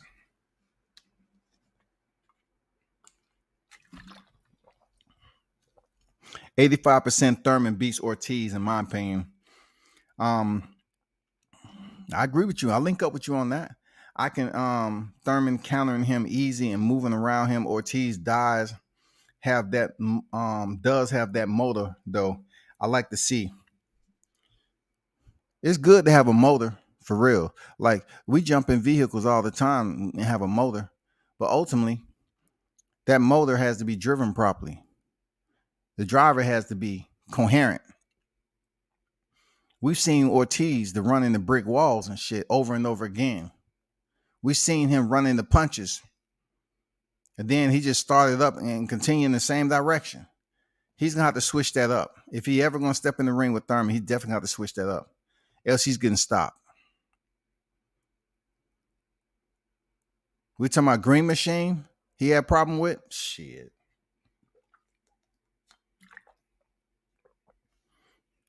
Shit. And you want to talk about, man, please. You want to talk about going in there against Thurman? Thurman comes in here, you know, his mechanics are on point. We seeing the old Thurman. We already know what his mouthpiece like. He can talk his trash. We already know that. But he come in there and he fit the bill along with his trash talking. Oh, he gonna be a problem, man. Now, the only thing about it, we gonna have to see how long he can stay focused and in the driver's seat. That's all. That's all we have to see with Thurman. Like a lot of people that seen Mario at 140, they don't have the same confidence, you know what I'm saying, with him moving up at 147 because he got stopped at 140 by a smaller fighter. So you're moving up another division. Mario Barrios isn't a small fighter himself. He has height and he has size too, right? But he was knocked out at a lower weight class, which can mean many factors when it comes down to it. But Keith Thurman is a true bona fide welterweight, period. And he has decent power. So if we get the 100% healthy Keith Thurman against Barrios, hell yeah, it might be a problem. Gary was talking about trying to fight Crawford. I believe when he said, I'll break your... yeah. Crawford wasn't playing, dog.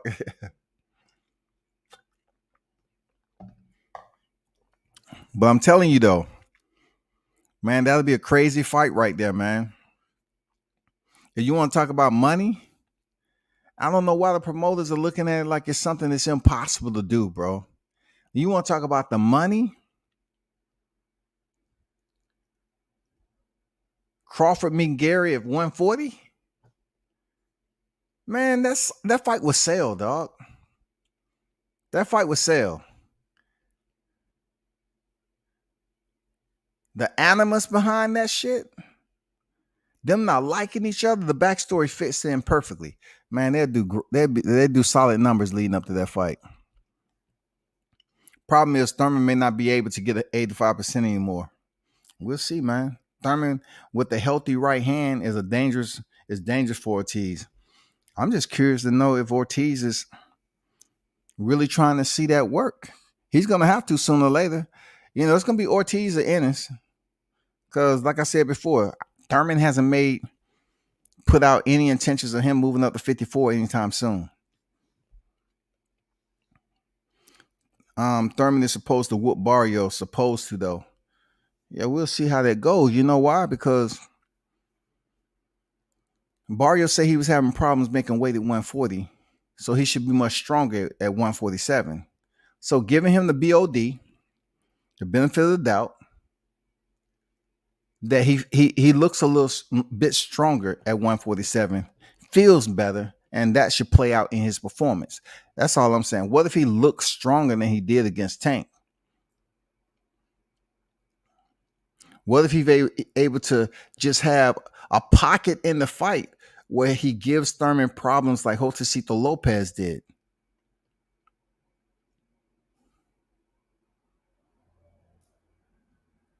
I mean, any of that, dog. Crawford said, and that's on my kids. Yeah. Hey, man, Crawford was looking in the camera, goddamn. He said, that's on my kids, nigga. I'll break your neck. That's on my kids, man. Man, that was a very glorious time. Real talk. That was a very glorious time.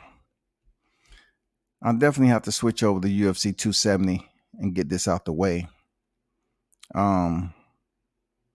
Francis Ngannou defeated Cyril Gane, right, in a heavyweight defense of his UFC title. It was a pretty decent fight, but it wasn't over the top entertaining to me. There was a lot of respect from what I seen from Cyril Gane given to Francis. You know what I'm saying? I expected more risks to be taken with Cyril Gane towards Ngannou. But I mean, the power shots he was trying to land, it just seems like, I don't know. He wasn't really he wasn't confident in getting to a dog fight with Ngannou. You know, even the time when he did land shots, it wasn't anything too special to the point where Ngannou felt like he was in trouble. It just seemed like Francis was the big brother, like at the press conference. Cyril Gane called him, "Okay, big brother." After he asked him, "Oh, do you respect me?" He said, "Yes, I respect you." He said, "Okay, big brother." It seems like he was fighting him as a big brother. It seemed like he was moving around and sparring him. It wasn't an all-out, war in there like it should be. Cyril, you're 10-0, you're undefeated. You're going for a strap, man. Your heavyweight title. You're the interim champion. You going for the super belt.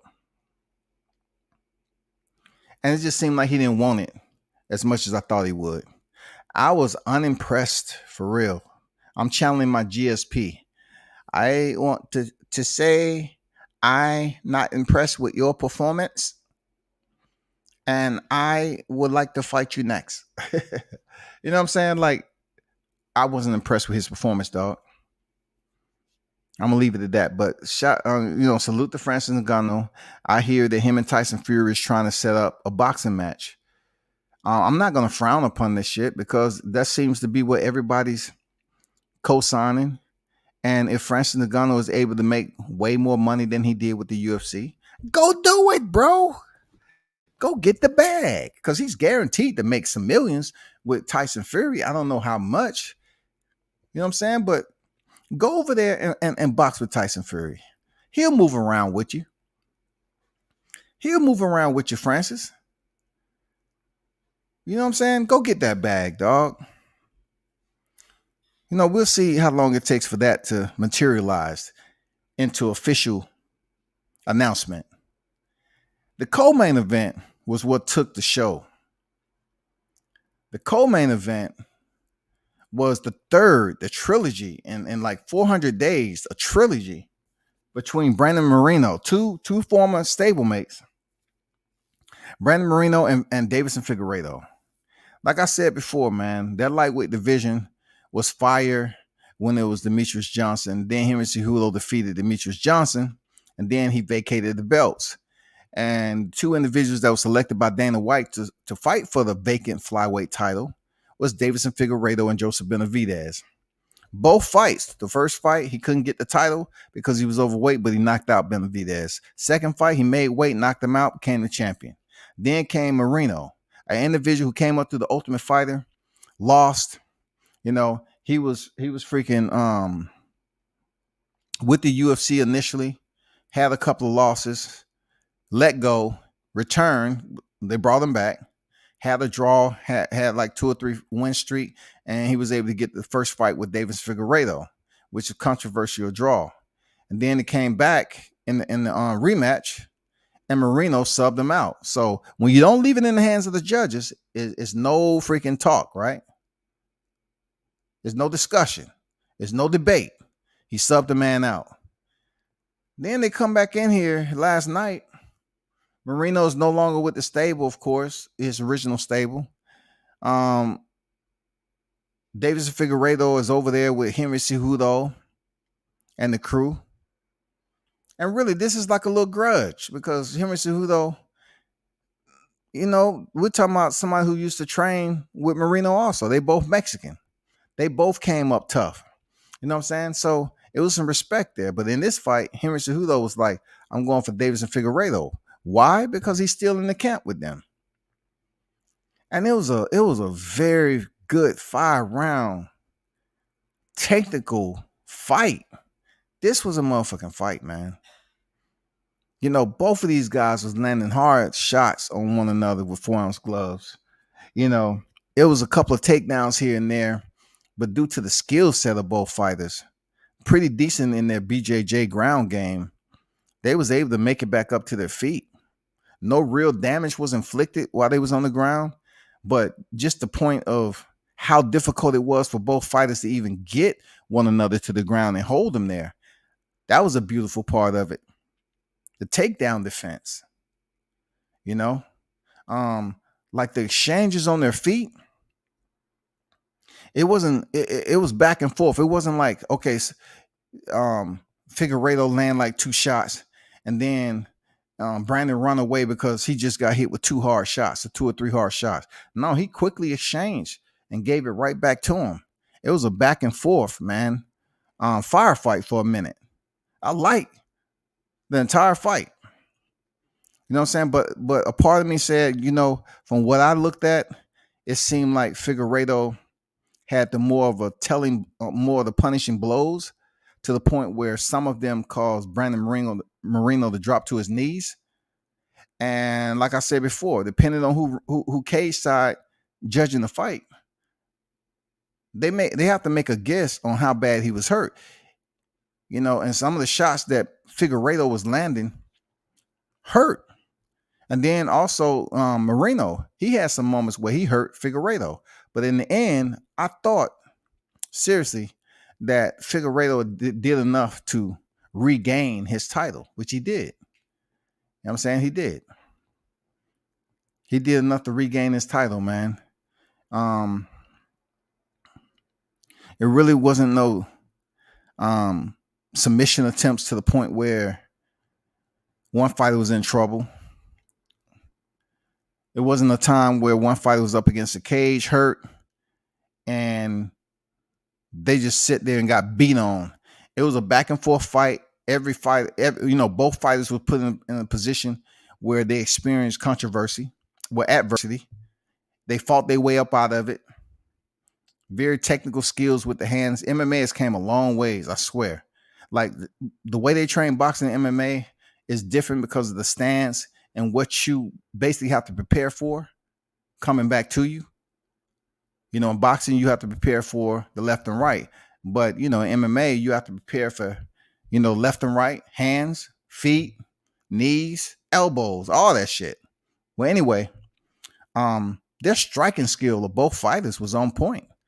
Like MMA has really improved their boxing. You really have some very skilled mixed martial artists with 4-ounce gloves, of course. You know what I'm saying? They box pretty decent. Not every fighter's going in there doing spinning heel kicks and roundhouse kicks and just kicking themselves into a dungeon. I mean, they're not doing that. It's a lot of fighters now that's coming in here and learn how to do stand-up game along with takedown defense, and they're getting wins under their belt. So that's pretty cool.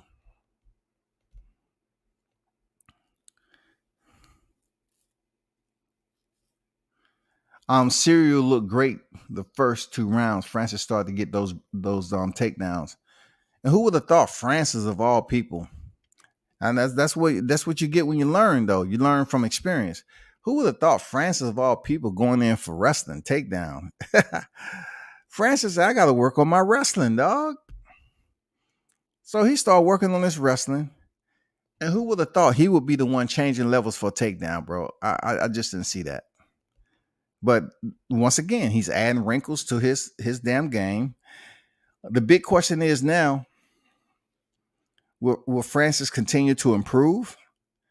Will he stay with the UFC? Because him and Dana has had issues with, you know, disagreements with the type of money that he's receiving. And Francis ain't trying to make no 500, 600,000. Francis trying to be a guaranteed $1 million fighter striker.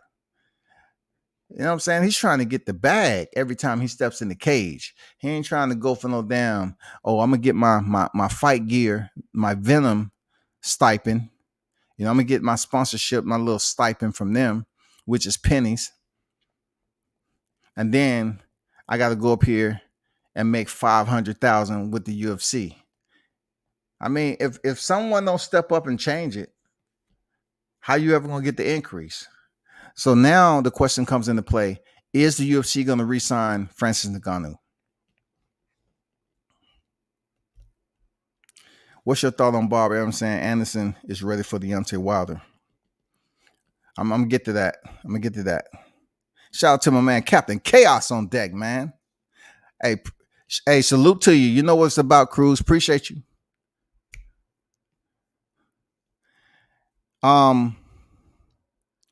Hey, I got that Tuesday too. I'll get right back to you, J Ocho. But moving forward with that fight, the big question is this: is John Jones going to come back and step in there with Francis Ngannou? That's the only fight that I can see that Francis Ngannou getting paid millions and millions. I mean, I'm talking about. I can't say with the UFC, they don't pay fighters. You gotta bring something to the table to fill their pockets too. If John Jones comes back and steps in there with Francis, that would be a big money fight. For real. Now that he's defended his title, he's official, legitimate, certified. John Jones has been out, transitioned from light heavyweight to heavyweight. That's what we want to see with Francis. We want to see John Jones return and fight Francis Ngannou. That's it. Jay Ocho said, "What do you think about Aaron saying Anderson's ready for Deontay?" This is my true opinion on that shit. For one, Jared Anderson is not ready for Deontay Wilder, even if Deontay is coming off a 2-fight losing streak. You're talking about a guy who was 41 and 0 at one point in time.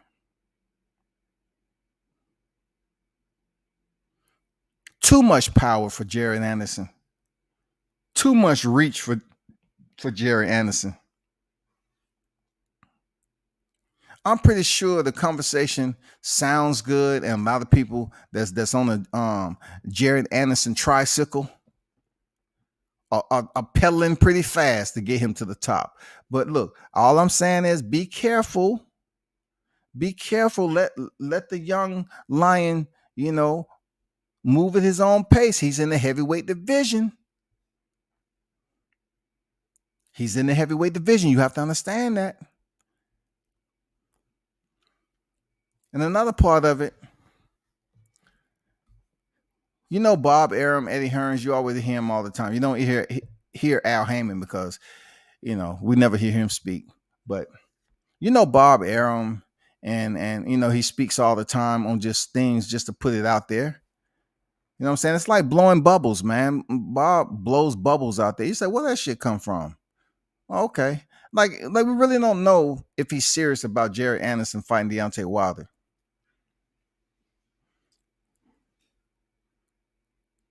Because last time I checked, Bob Arum wasn't too pleased with Deontay Wilder when he was going through the situation with Fury. He was the same one up here talking about his contract had expired. And just because it was the pandemic, it don't matter. Yes, Bob Arum was saying this shit. So now all of a sudden he's going to try to reach out to Shelly Finkel and say, "Hey, Shelly, is there any way you can get me Deontay Wilder to fight my rising prospect Jared Anderson?" That wouldn't be good. That wouldn't be good. I don't take it serious, to be honest. I just don't take it serious, y'all. But I say Jared Anderson get blasted. He gets blasted, man. You can't deny the punching power of Wilder. You can't deny it.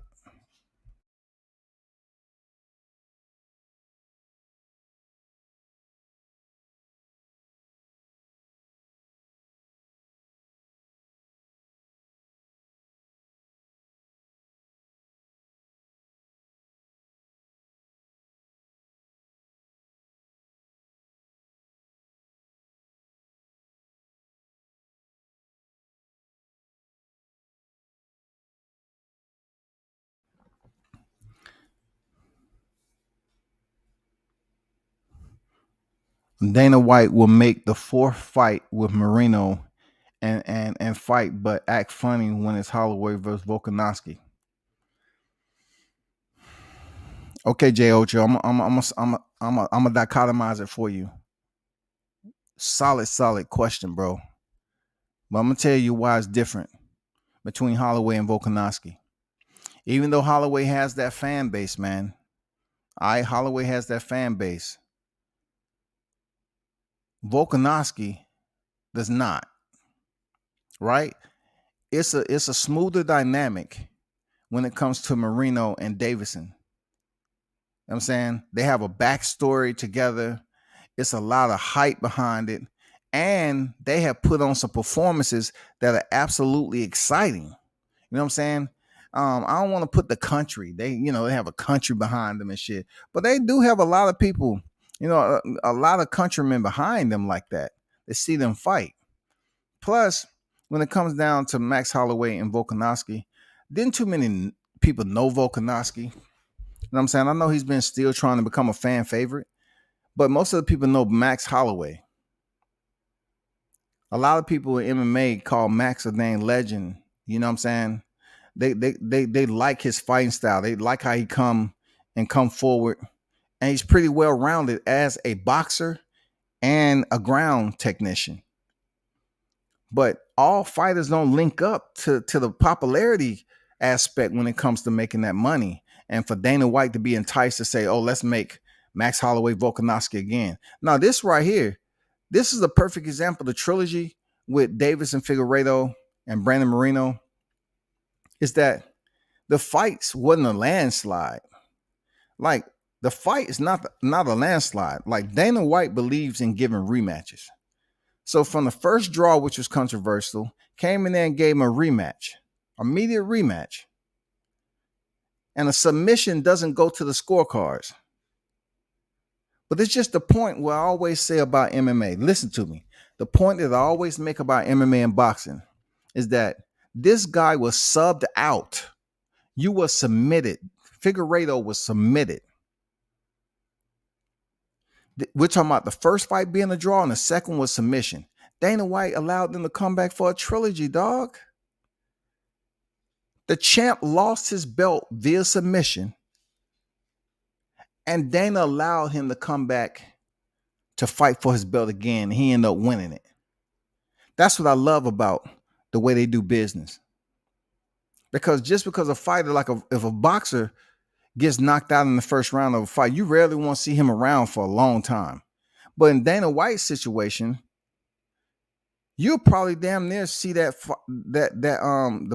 fighter who got knocked out in a rematch, immediate rematch. That's what I love about that. You get to see fighters return from adversity. So I don't know what's the mindset of Dana why he won't give Max Holloway and Alexander Volkanovski, but I can tell you, fan-wise, the attraction that Moreno and Figueiredo has brought to the flyweight division, shit. I mean, that's right there. That's priceless. Because look, even when Demetrius Johnson was reigning as long as he did, people was mesmerized how he was able to go in there and win and submit this, that, and the other. But he didn't have that it factor. He was doing what he's supposed to do to establish himself as a UFC legend and Hall of Famer, future Hall of Famer. But he just wasn't exciting to the fans. These two guys, the fans like them both. Even though they was in California and the Mexican fan base is cheering more for Moreno, being, I think he's from somewhere around there. Like, yeah, I'd rather see. I ain't gonna lie. I like both fights. I like Volkanovski and Max Holloway. I ain't gonna lie, because I know Holloway gonna bring the motherfucking thunder and the lightning, and I already seen Davis and Figueiredo. So hey, we'll see how that goes, man. Captain Chaos says, salute to a man. That's all integrity and profession. I appreciate you there, Captain Chaos on deck. I appreciate you, big dog. You know what it is? Continue to cause havoc and chaos, bro. Appreciate the drop, though, man. Appreciate the drop. The thing is, Conor McGregor, money come from that whiskey. These fighters want that money. They need to get out and venture other business outlet. I totally agree with what you're saying. If it was only that easy, like every person is different, obviously, when it comes to male and female, they get sponsorship deals, right? But then you have to look at, okay, what have you done in your professional occupation? We're not talking about corporate world to the point where you have a desk job, this, that. No, we're talking about combat sports. We're talking about sports, period. Conor McGregor's legendary, always say, was different than anything that ever happened with the UFC. The way he was able to earn his first title at featherweight, move up to welterweight, fight 2 times, 1-1 with a rubber match with Nate Diaz, and then drop back down to lightweight with Eddie. He became the 145 and 155 pound champion at the same time and never been done. Not only that, he was on top of the motherfucking world to the point where the perfect storm, y'all, the perfect storm flew in. But this storm was full of sunshine, though, when the shit happened between him and Floyd Mayweather. And in between time, they felt that, you talking about an Irishman, that has the look, that has the mouthpiece. Yeah, I mean, proper 12, dog. Proper 12. Not only is it benefiting Conor McGregor monetarily, but I think he's goddamn getting a little bit more of consumption of his supply than he need to be. Seriously, I think he's when that is your product and you get an unlimited supply of proper 12 whiskey changes people. Like whiskey changes you. Seriously, whiskey ages you from the inside out. I'm serious, dog. Whiskey ages the fuck out of you, dog. That's why I believe Conor McGregor has not been doing all that well. He lost twice to a fighter and Dustin Diamond Poirier that he beat first. He made more potential progression than Dustin Poirier ever made in his entire career. Dustin just went up there and fought for the title again and lost. Dustin has been interim title holder, but he's never been the super title holder. So Conor McGregor, proper 12 whiskey, freaking sponsorship, and his company, not sponsorship, his company. Not everybody can do that because some of these fighters can't even put up their own clothing line. Like some of these fighters have no idea of other business interests. Because look, I'm going to tell you why they don't. Because they don't trust anybody with their money. They're in a grimy, cutthroat type of occupation already. When it comes time for them doing business, they either got to have a strong team or they got to seek out a publicist or somebody to try to talk to them about business. A secondary business plan. And, when you talk about boxing, these people don't even trust anyone with their money because people are always getting, they're the victims of fraud. That's all.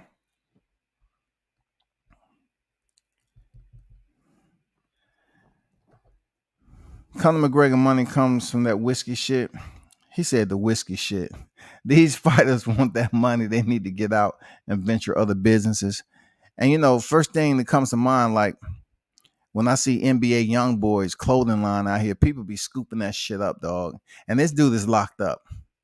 But people be buying his shit. I even got some of his shirts, right? Never broke again. Like I like his color schemes that he has on there and everything. but this dude is locked up. He's a hip hop artist. I always say to myself, why can't the boxers? You remember when Bernard Hopkins, Mike Tyson was in hip hop videos? Why isn't more boxers in hip hop videos? Because that does provide exposure for you. Why isn't more boxers in music videos, period? You remember when B-Hop was in that video where old boy, I guess he was trying to talk to this woman or something like that, and it was B-Hop's girl or something, and Bernard Hopkins turned around and they was like, oh, they act like they was gonna turn around, leave the area. I mean, we miss times like that. Even Floyd Mayweather was in a lot of shit. Why can't a lot of these boxers do what Floyd was able to do? Tyson Fury, and plenty others, Ronda Rousey. Why can't they go over there to the WWE and shit, and get some more exposure over there? Even Jake Paul's been at WrestleMania. We need more boxers to go over there and switch it up a little bit. Because the shit that Floyd Mayweather was able to do against a 400-pound giant, hit him with the brass knuckles and shit, which he broke his nose. And we was just talking about size difference, right? But I know the Big Show was on his knees though. But still, Floyd punched him in the motherfucking face to sell it. And he hurt his nose real bad. But it's the fact that Floyd was over there and they put on a little skit. It was pretty decent. I ain't gonna lie. It was pretty decent. Floyd looked small as shit in that ring too. But the shit with The Rock and Ronda Rousey, that was good with the McMahons. But these fighters have to be savvy, dog. They have to be business savvy. They just can't keep waiting for the next paycheck with no business plans. Look, you can start a business venture without a big paycheck. All you have to do is, try to see what's out there for you and see if anybody's out there willing to front the money, like investors or sponsors or whatever. It's according to how your contract is worded too, man. It's a reason why you don't see a lot of boxers out here sponsored by different things, because probably they had to give a percentage up in their contract or whatever the case may be. I couldn't tell you. Deontay knocks him out badly. I've watched Jared Anderson fight. He ain't fought nobody. He hasn't fought nobody. It's always gonna be the response when it comes to this boxing game.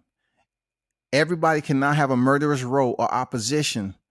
That's just not the way the world works in general with reproduction of human beings. You know what I'm saying? The birth of children is not putting out these straight up these hybrids of human beings that's on a whole nother level of athleticism. And we're training them for certain sports. We don't have a lot. We don't have a lot for that.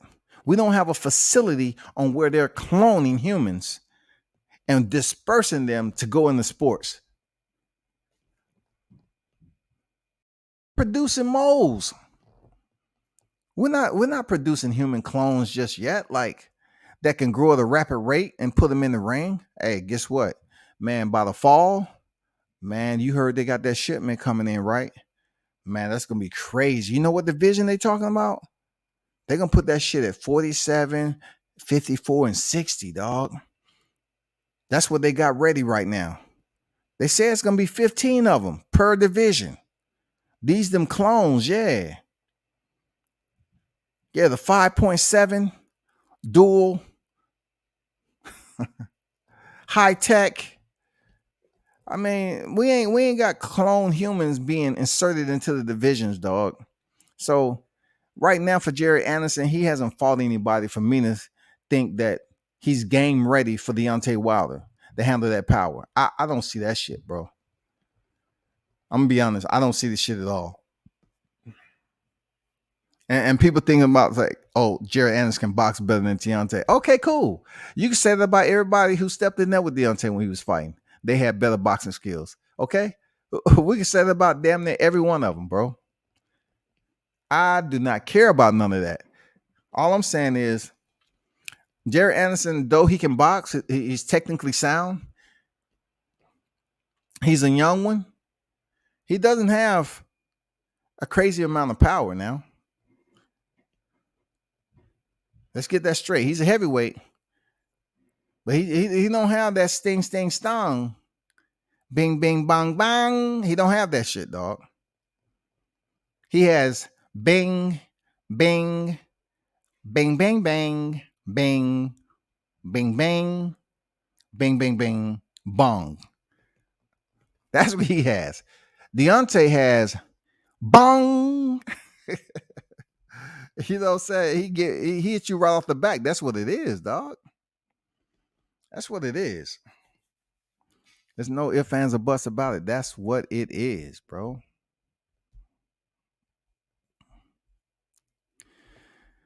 Oh shit, man. Like I told y'all earlier, man, Gary Antoine Russell, he's fighting Victor Postal February 26th. So that's gonna be a fight to look out for.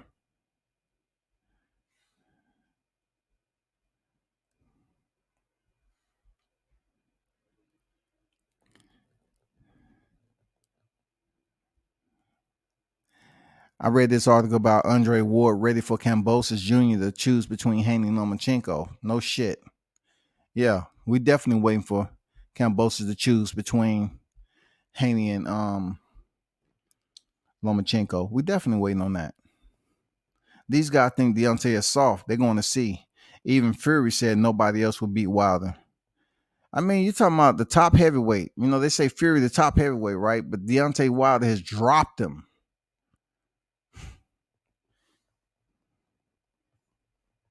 Several times. What do you think he's going to do to Jared Anderson? Because if you pose the question about Tyson Fury stepping in there with Jared Anderson, how would Anderson do? People's like, they wouldn't give him a chance. They wouldn't give him a chance. They say, "Oh man, he's too small, first of all, and he's inexperienced." So they wouldn't give him a chance. They would not give that man a chance at all. But Deontay Wilder's been in there, and he's been to war with this dude. He fought him 3 times, bro. So therefore, the experience is there, and also the power is there, and the knockout's gonna be there. I don't see Jared Anderson going the full distance with Deontay and without a knockdown. And I don't see Deontay being knocked down by Jared Anderson. I don't see it. That's no knock on Anderson. I just don't see you as that guy.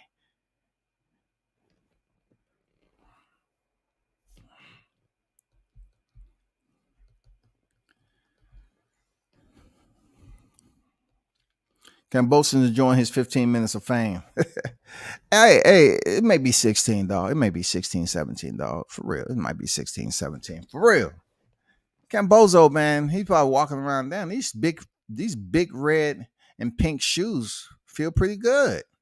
I'm getting used to the nose. A little bit hard to breathe when I'm goddamn, hitting the bag. But yeah. And the wig, yeah, I like it. It soaks up a lot of my sweat, but the whole clown suit in general is pretty decent. Kambosos know damn well he's doing what I figured he would do. Just play the crowd.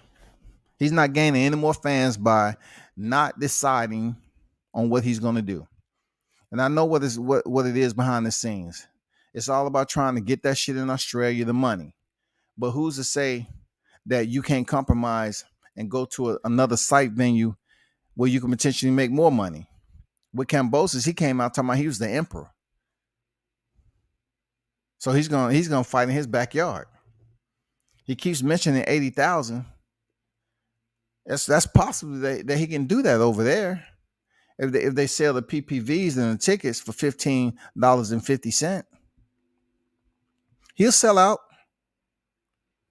And then it comes down to how many other people that we're gonna hear and get on here and say, well, Lomachenko is a better fit than Haney. You know what I'm saying?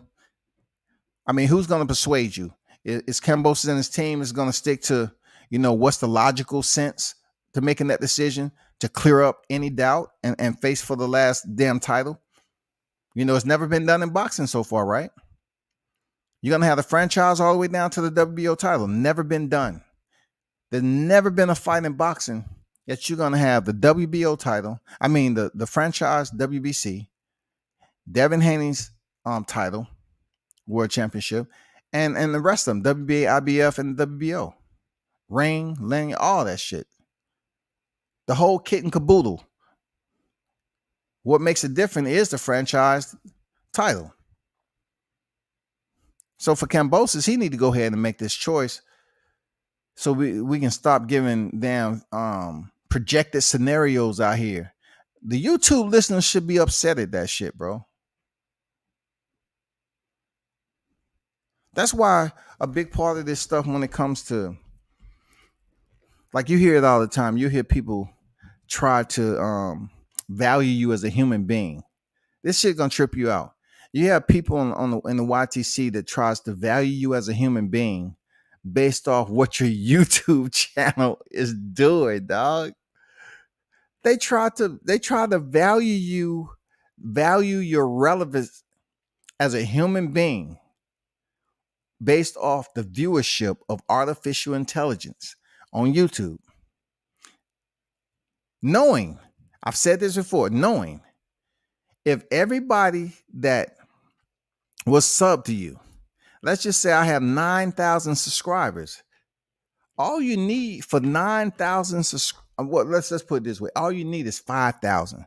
5,000 subscribers to tune into your lives and donate $1. $1 today will allow me to shop tomorrow. Just take care of me. You're my dedicated subscribers. If I got 5,000 subscribers, man, and they all tuned in every live, don't you think it'll be some rich people on here? But I'm here to tell you, it don't work out that way. And nor does the value of a human being goes off the views and likes of a YouTube channel. So grown ass men, I'm telling you again, please stop saying that. Please stop having panels say, hey man, I've been on here longer and I'm getting these views. Bro, no one cares. No one. Look, any sane human being with an above average intellect will understand what artificial intelligence is, and that the people who are asking for you to subscribe to get to 160, 200,000, or whatever the case may be, when they go live, they barely even have 600 people tuned in.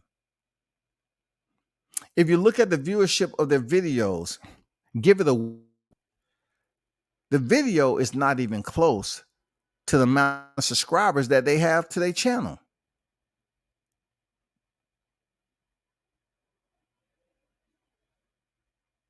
I'm just asking, like, people on here need to jump out.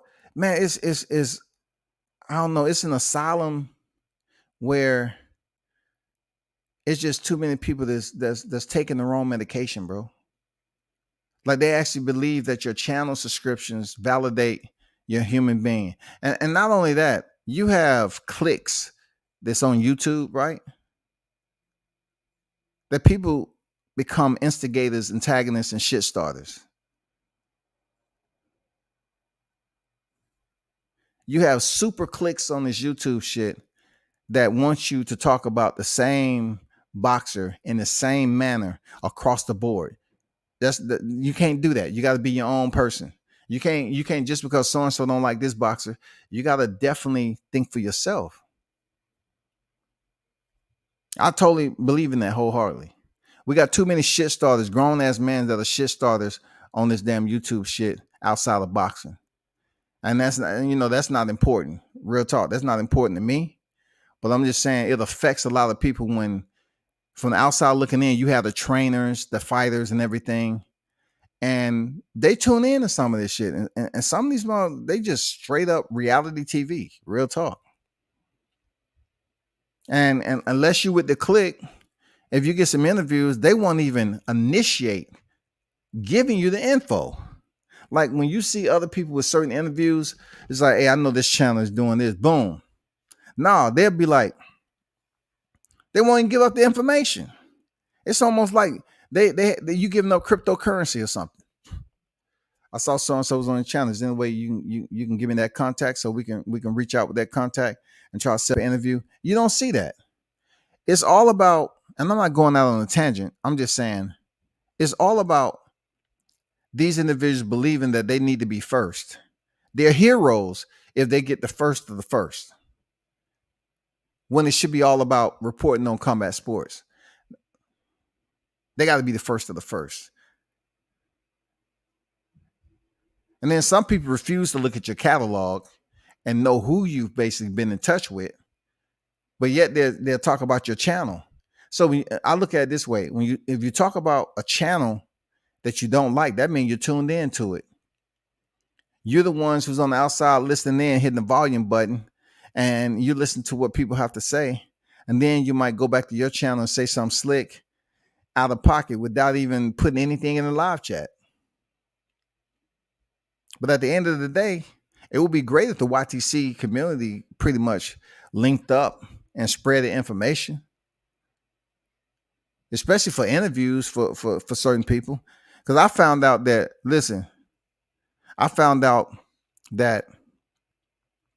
let's just say, for instance, you don't support a certain channel, but that channel end up talking to somebody that you've had on your channel, and they tell some things that's not true. And my point is, if that particular person believes you without even asking the person that they're talking about, and they just stop talking to you, and they want to act like it was all the way fact, fuck them. I don't care. Fuck them. If we was talking before, we was doing interviews, and then somebody else start talking shit and you believe what they say, so you don't want to interview no more, okay, cool. I'm done. I'm not kissing your ass. I'm done.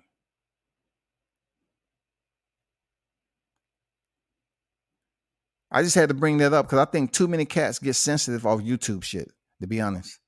It's too many cats get sensitive off YouTube shit. Like they say, okay, bring the smoke and bring the high energy. But then motherfuckers be taking it personal, dog. Like we're talking about boxing. We're not talking about anything else.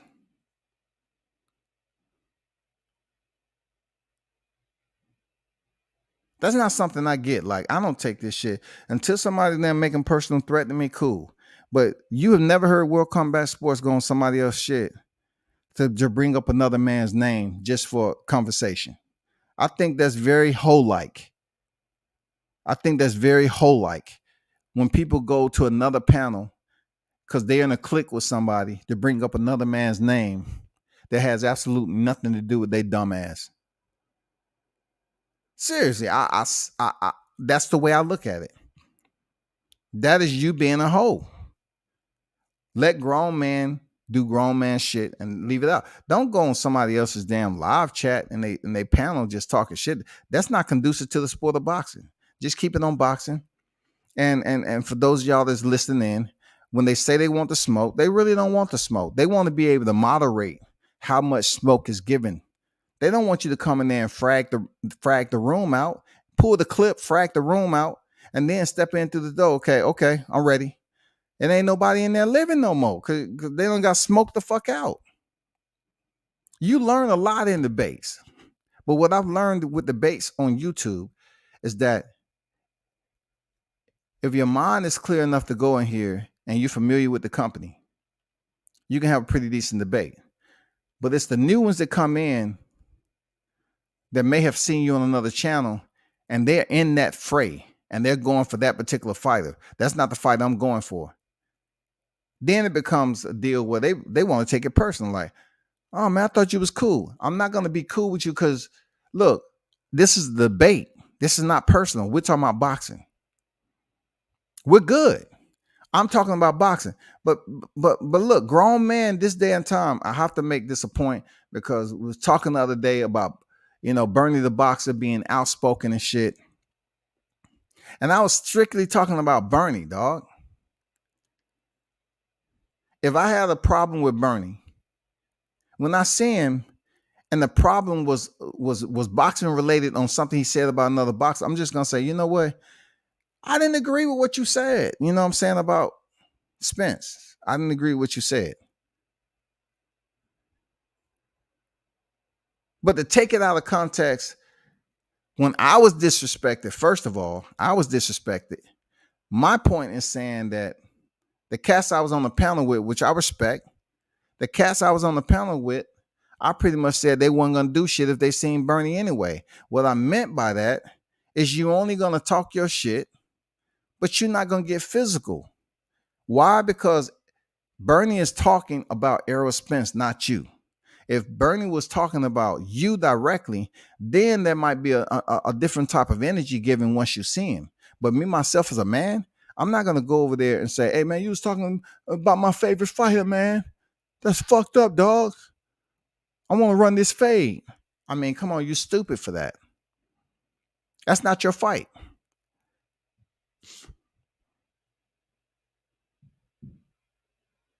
Real talk, that's not your fight.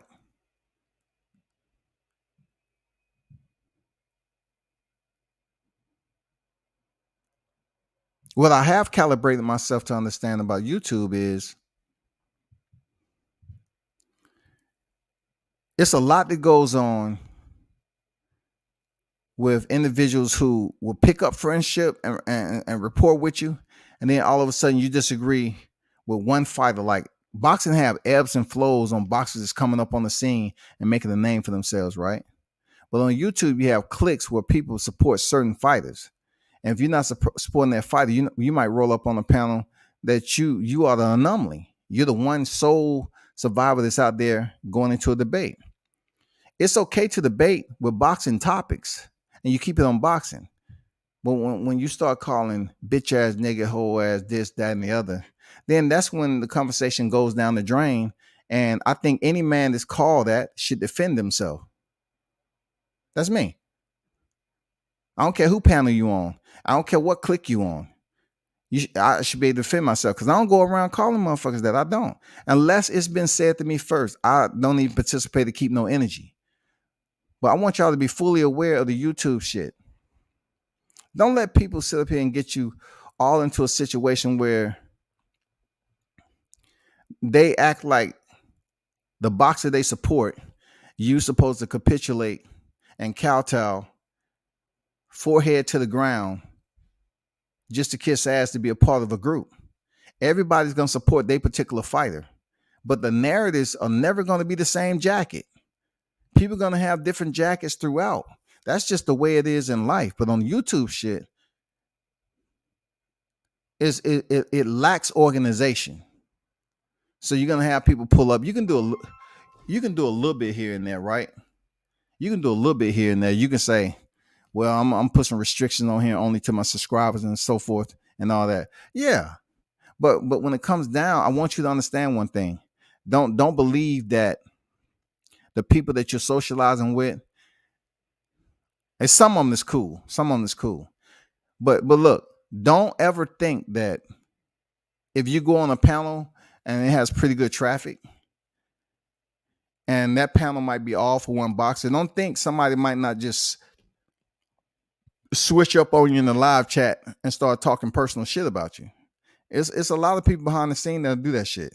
And it's not even productive to the sport. They just talking personal shit. And then you see those same people on somebody else's platform talking about you again. That's where I feel the whole-ism come in at. Like, that is where you showing your bitch side. That's outside of boxing. You mad about a topic not going your way. Instead of keeping it on boxing, it's all about some personal shit you don't know nothing about. Calling a man a bitch, a hoe, and all that other shit. It's been out in the world of insults forever and a day, people. You need to get that shit in your head. So for you to use it like it's brand new, you know what I'm saying? It doesn't make any difference. And then when you want to tell a man to suck your dick, you got questions that you need to ask yourself about that.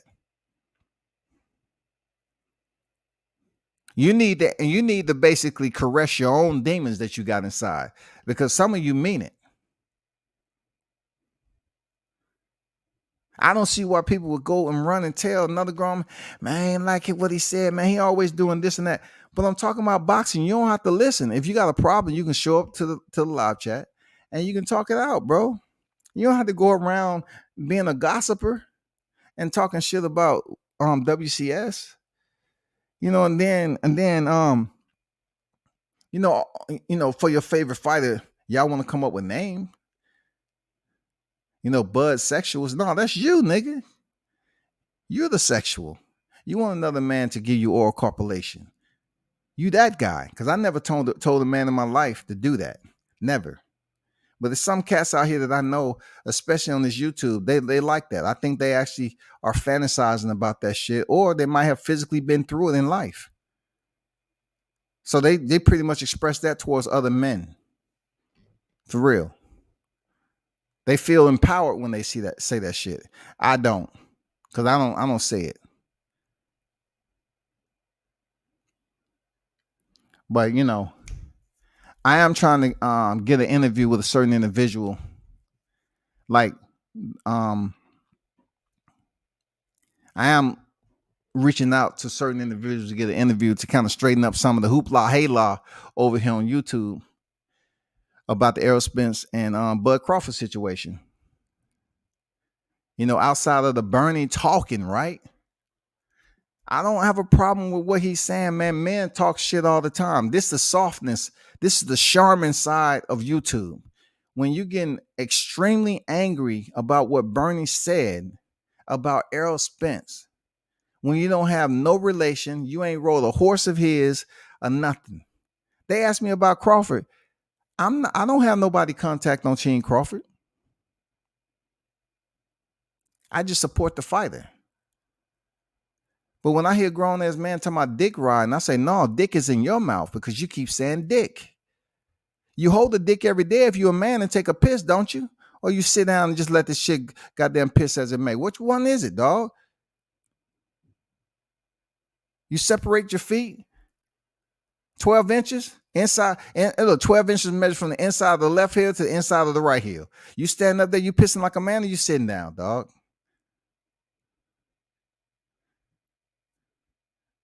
This whole YouTube shit is a click, bro. I mean, a lot of it is conducive content, real talk. But a lot of it is click orientated. And you have dudes acting like females. They just get into a group and they gossip all the time. When it comes to realization, it's when you issue threats to people on YouTube that it's not even that serious.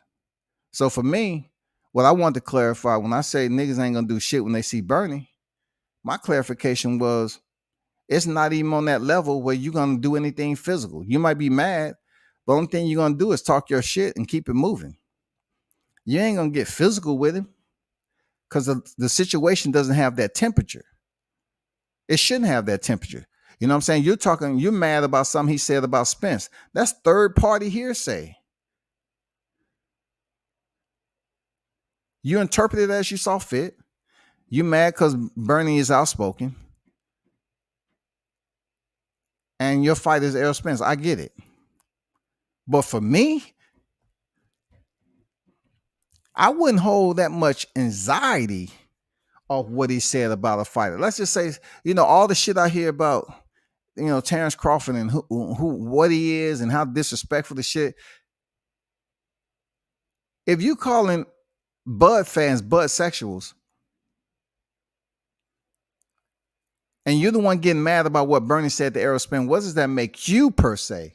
Like, I don't get it. What does that make you per se? What are you? If you this angry for another man to put on draws, what does that make you as a grown-ass man to get that upset? I used to say the same thing about, when they used to get mad at people who support Deontay Wilder. The shit I went through with Teofimo Lopez. I only debated the boxing shit. But Deontay Wilder, Teofimo Lopez, Terrence Crawford, all of them, they came up with names. More so Deontay Wilder and Terrence Crawford. Now, you got to understand one thing. The dark-skinned black man, Deontay Wilder and Terrence Crawford, most of these comments that you would hear from insecure men would be sexuals. They'll put sexual. on Deontay Wilder sexuals and Terrence Bud, the Bud sexuals. To them, they feel like that's something important in their everyday life, to put a man in the position of a woman, when the real woman is the one that's saying the comment to begin with. They themselves feel a certain type of way behind closed doors. You know what I'm saying? They feel a little soft. You know what I'm saying? Their undergarments are different.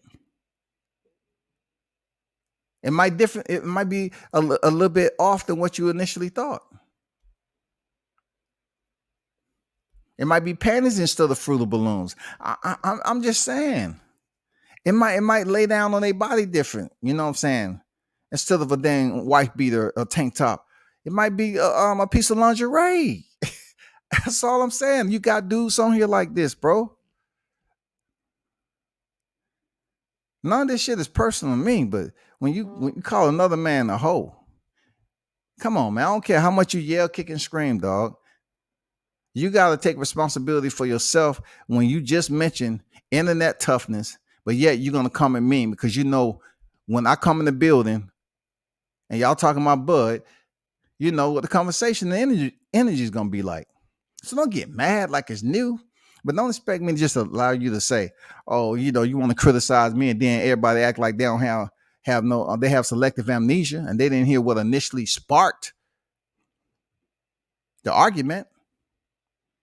No, you got to hit replay. You got to hit replay and see what initiated, and then you take it from there. You can't say, I was the antagonist. I was the instigator. If you have the boxing topic or not, man, are we talking about personal shit or not? A lot of these dudes are overweight and sloppy, talking about what they'll do. That we know. That we know. But I look at it like this, Ocho, and everybody else in the panel. Not to go off to the far right, but this is the way I see it. I'm looking at this whole thing where this is supposed to be a community to speak about something that's enlightening to the fan base. You know what I'm saying? Something that's easy on the ears. But we have more times than enough, like reality TV scripts playing out on this YouTube, motherfucker faking accidents, people making videos on it, somebody going in on somebody else, and that person responding with their own video. It's almost like a modern day Marvel comic soap opera. You know, you have the Marvel comic heroes in soap opera format. That's what the YouTube shit comes down to sometimes. Not everybody, but a lot of people. You have more grown adults who have families. And this is where I come in. You have families and shit, but you up here threatening people online. You want to talk about buying plane tickets to fly out. Why would somebody fly out on your ticket as if you're going to get them a ticket, paid in full, to fly out and come to your city? What's going to happen when they get off the plane, dog? You're going to meet them at the airport. I mean, what are we doing, dog?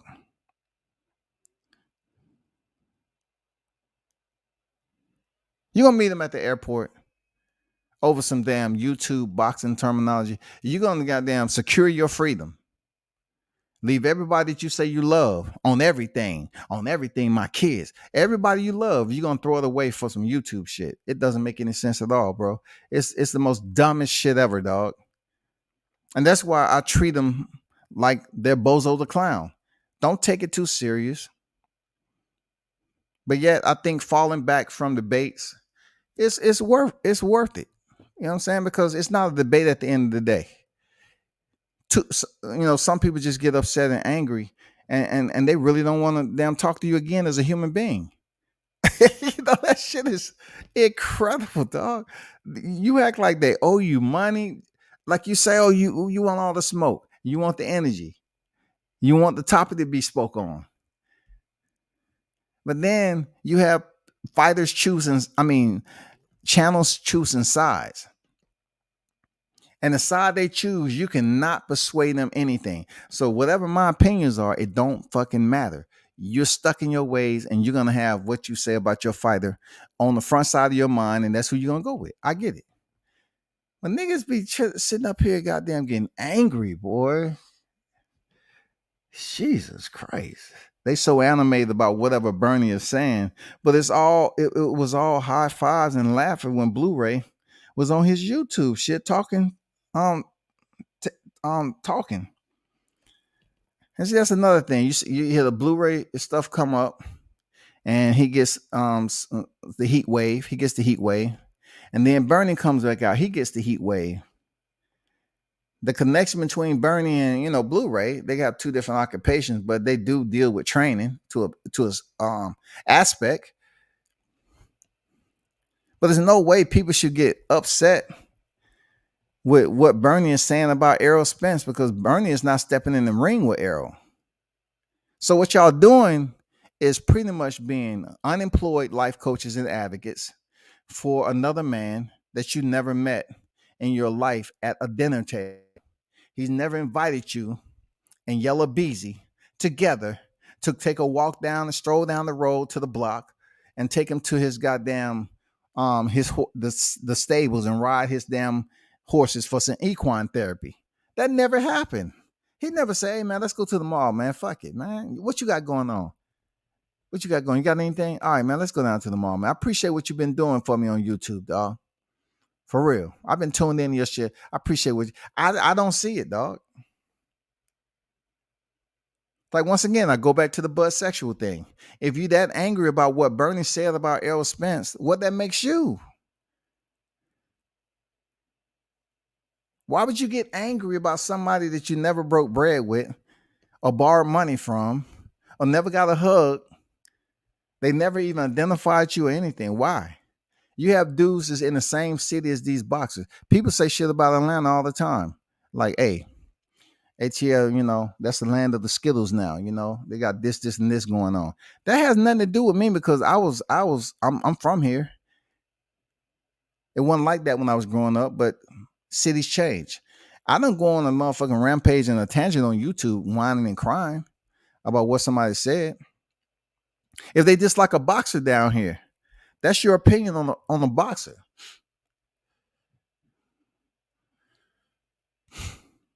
But in boxing, you'll find out one thing, right?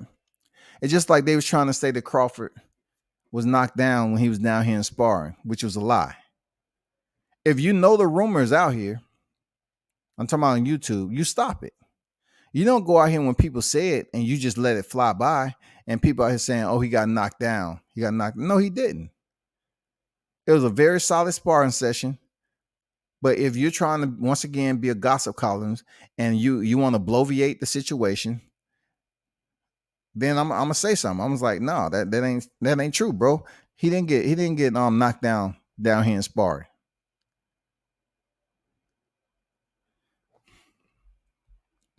They sit in the Blu-ray live talking about Bud for 4 hours straight, and then call someone else emotional.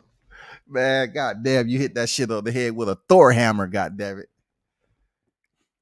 I may talk subliminally about, but it's nothing personal. Like, you know what I'm saying? It's nothing personal with me, man. I got respect for the dude. I'm like empty. Like I guess certain men, they ain't never been out the state. They ain't never been to combat. They ain't never seen motherfuckers blown the fuck up. I mean, I guess they're kind of empty, dog. I guess I'm kind of empty. I just, certain things I don't take extremely serious when it comes to the YouTube shit with dudes getting upset, because it's just more to live for. It's more that's out there. But these dudes just so quick you get the same dude that's yelling and screaming all the time. And then he always talking about people being internet tough. Nigga, are you listening to yourself? You are screaming and yelling, bro. Like, what are you listening to? Is your miracle ear clogged up? You need another hearing device. Y'all are fans too. You get on panels and you're respectful. Let's hit the replay. If I wanted to do sound bites, y'all respectful. Y'all be showing mad respect. Deontay Wilder came over here. Y'all was mad respectful to Deontay. He was on the panel. They was all, of course you are, because you respect the fighter for coming over here showing you love.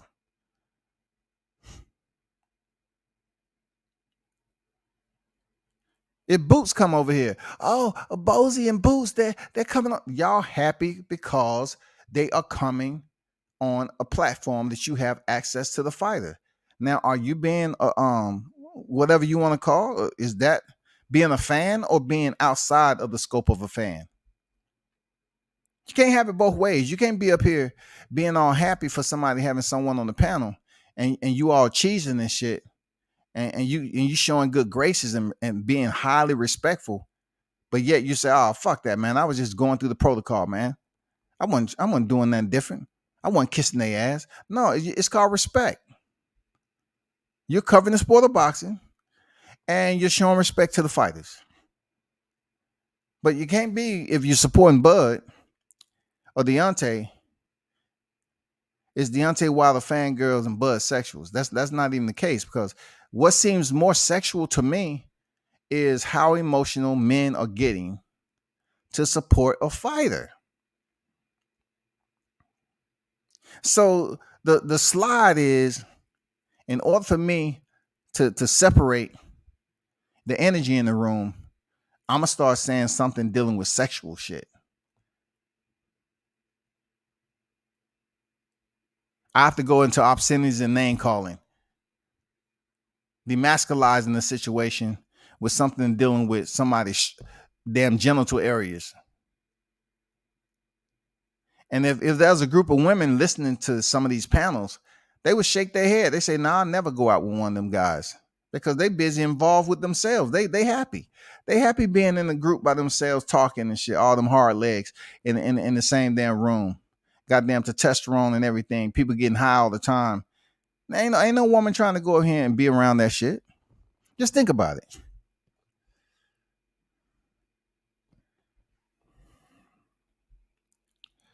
But man, that's all I got on that. You know what I'm saying? I just had to clear that off of what happened on another live. That shit just, it didn't make sense. I thought the shit was, good for YouTube, but it is what it is, man. You know what I'm saying? It goes off boxing to something totally different. But my biggest question mark is, if you're yelling and screaming about the fighter you support, how can you get on somebody else for supporting the fighter and you're causing mad havoc? You're agitated. Your pulse is beating faster. You know what I'm saying? Your heart rate is different. And you're sitting up here advocating for Errol Spence, who don't know who you are. I only sit up here because Bud Crawford is one of my favorite fighters, and I talk my talk, but I never make it to the point where it's an infatuation. No one can never say that. I just I just sit up here and get into the debates about who's better between him and Spence. Now, your distortion in between that is none of my problem. I'm just here to debate who's better, and it's all my opinion. And opinion is not based off facts, right? So in order for you to get swamped in a fog of emotion because of what WCS said about Errol Spence and trying to put false ass advertisement out there, I gotta defend myself, because it's certain language that a lot of people know I don't use. It's certain language that a lot of people don't know I use. They know I don't use it. The only time you might hear me call somebody bitch ass niggas is when they call me one. You know what I'm saying? I just leave it alone. But I don't call men bitches like that. You know what I'm saying? I don't sit up here, in reference to Errol Spence. Somebody said I called him a drunk. I can't remember when I call a man a drunk. I say Spencerholics. And they get mad. Why are you advocating about something that happened in public and was on the news, they still had a video up. They still had a video up. Why are you advocating for an individual that showed up to a PBC event intoxicated? A man that was out in the parking lot with his boy, intoxicated. I never called the man a drunk.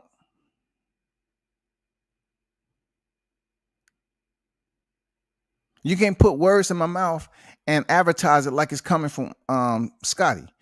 Never. That's lies, dog. That's lies. And for you to be able to go on with deep inside yourself to say, you know what? You said this, and I was like, hell no. That's a lie. That's not even my language. That's not even what I do. So therefore, you just trying to build it up to your fan base and your listeners in the live chat. You trying to insert some lies in there now.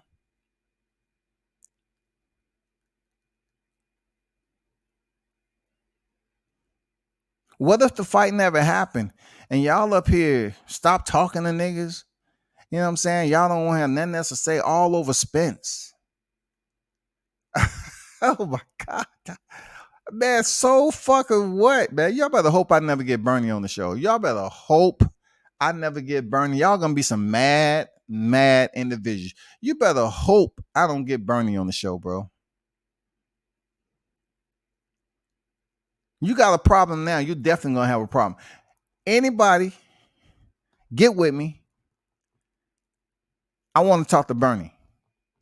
Y'all get with me. Drop it on my DM, World Combat Sports on IG. Drop it. I want to talk to Bernie, man. Because I need for him to come up here and soothe some of these broken hearts that's up here mad about what he said about Errol Spence. He need to come up here and provide therapy. Therapy, y'all. He need to provide therapy for these cats, dog. Because they so emotional over what Bernie said about Spence. Oh, he's getting personal. No shit. He don't like Spence. No shit, dog. What does it have to do with you again? Man, y'all find out. Look, I'll find out. I get him on the show on my own. It's all good. I'll find out what's popping. Damn, Bob won't wilder for a real big baby. Nah, that's not gonna happen. No time soon. But man, I'm out, man. I'll be back on a little later. Appreciate y'all pulling up, man. Didn't mean to go on the tangent, but that was something I had to address because it's very important for people not to be lied to, shawty. They say your channel don't do anything. I mean, so when I show up in your side of the park, you act like I can't get on the swing and goddamn play around, jump on the sliding board and shit, go on the seesaw. I mean, damn, man, these are just fighters, dog. Unless that fighter is your family, you should not be all emotional about what a third party on another team that you don't even support the fighter. Brothers need to stop talking about, I support Bud and Errol. No, you don't. Because when you get on the panel that's pro Spence, you busy up here talking about the same shit they talking. Yeah, it's fucked up, man, bro. But he just jealous. He's jealous, man. Bernie's up there talking what he's talking for Bud Crawford. And y'all mad because Bud's not stepping in. How often do we see that? How much shit did Tyson Fury talk to Deontay Wilder? Were y'all up here clamoring? No, because you didn't give a damn. You didn't support Deontay, but yet you was hoping he lose. So all the shit Tyson Fury was talking, what? You didn't say anything about it because it didn't matter to you. But you have two black fighters who are popular on the pound for pound list, right? One who has always been ahead in line. The only way to get them to paint a picture, a negative black picture about Crawford is to say what everybody in his camp is saying. His family members, Bernie. These motherfuckers be up here like hound dogs. That's all they do, man. They're like hound dogs, bro. They get so mad and start howling. Bernie jealous. He jealous. How's Bernie jealous, dog? Let's say he is jealous. Let's just say he is. All right. How many people you know that was locked up for jealousy? You know what I'm saying? Just off non-physical action. How many? Okay, a person is jealous. Is that a crime? Is that a mental crime based off non-physical action now? So all the insults, we never seen that in boxing before. We never seen it in boxing. We never heard Mike Tyson saying what he'll do to a white boy and all that. We never seen that, right? We never seen Mike Tyson bite off a body part of another human being. We never heard Mike Tyson say he wanted to eat someone else's kids, right? So why y'all not going at Mike? Show up to the damn his podcast and say, Mike, now I got a bone to pick with you, Mike. You know that, you remember that shit you did to Holyfield? I'm from the ATL, Mike, and I ain't appreciate that. I know Holyfield from Alabama, but he residing down here in the ATL for quite some time. You think Mike gonna give a fuck about what you saying? Like I said, you might say something, but you ain't gonna do shit because it's not your fight.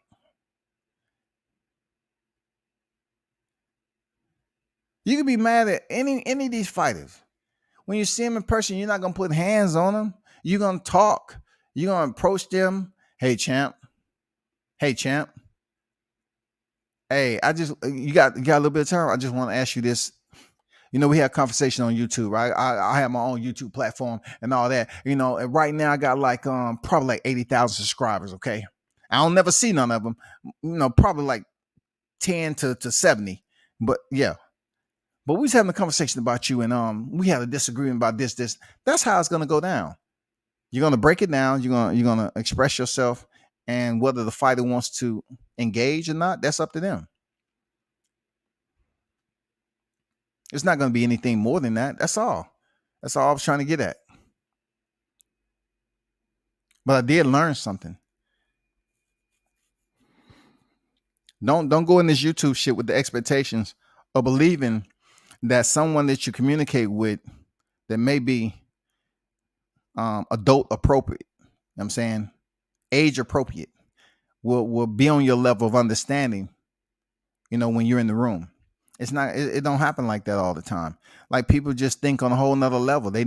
Some of these motherfuckers thrive to be around a group that they can have somebody shout them out and talk same shit about the same boxer. And then when it's somebody who they don't agree with, they all gang up on them. It's some people that wake up in the morning, get high just so they can get on YouTube and be famous like they believe. That's not the case. You know who out here faking accidents. I ain't gonna get nobody no shine. You know who it is, Mitch. If I was to do some shit like that, then, they'd be like, oh, man, we know he won shit, man. His channel don't have that many subscribers, man. He out here faking accidents and shit. I mean, I didn't say anything. I'm just saying. We got people that was in the military and shit. Even the service they talk shit behind your back. Don't ever believe that thank you for your service type shit, because you got people on here, none of that matters. None of that matters. You have bum ass motherfuckers over here plotting. Oh, don't worry about it. I get information. I just go on his YouTube. Don't worry about it. I go on his Facebook. What you want? What you need? See, my Facebook shit have the same shit I got on YouTube. I just have boxing shit. I don't post nothing else on that except boxing shit. But you have motherfuckers that plot. They'll see you in person, and they'll goddamn say, hey, hi, hello, and all this other shit, But, they try to act like you ain't never did anything in person, bro. Like you've been kicking rocks your whole life, It's all good, man. I am out. Appreciate y'all for tuning in to World Combat Sports. And stop being so emotional, that Errol Spence fans, the Spencerholics. Stop emotional.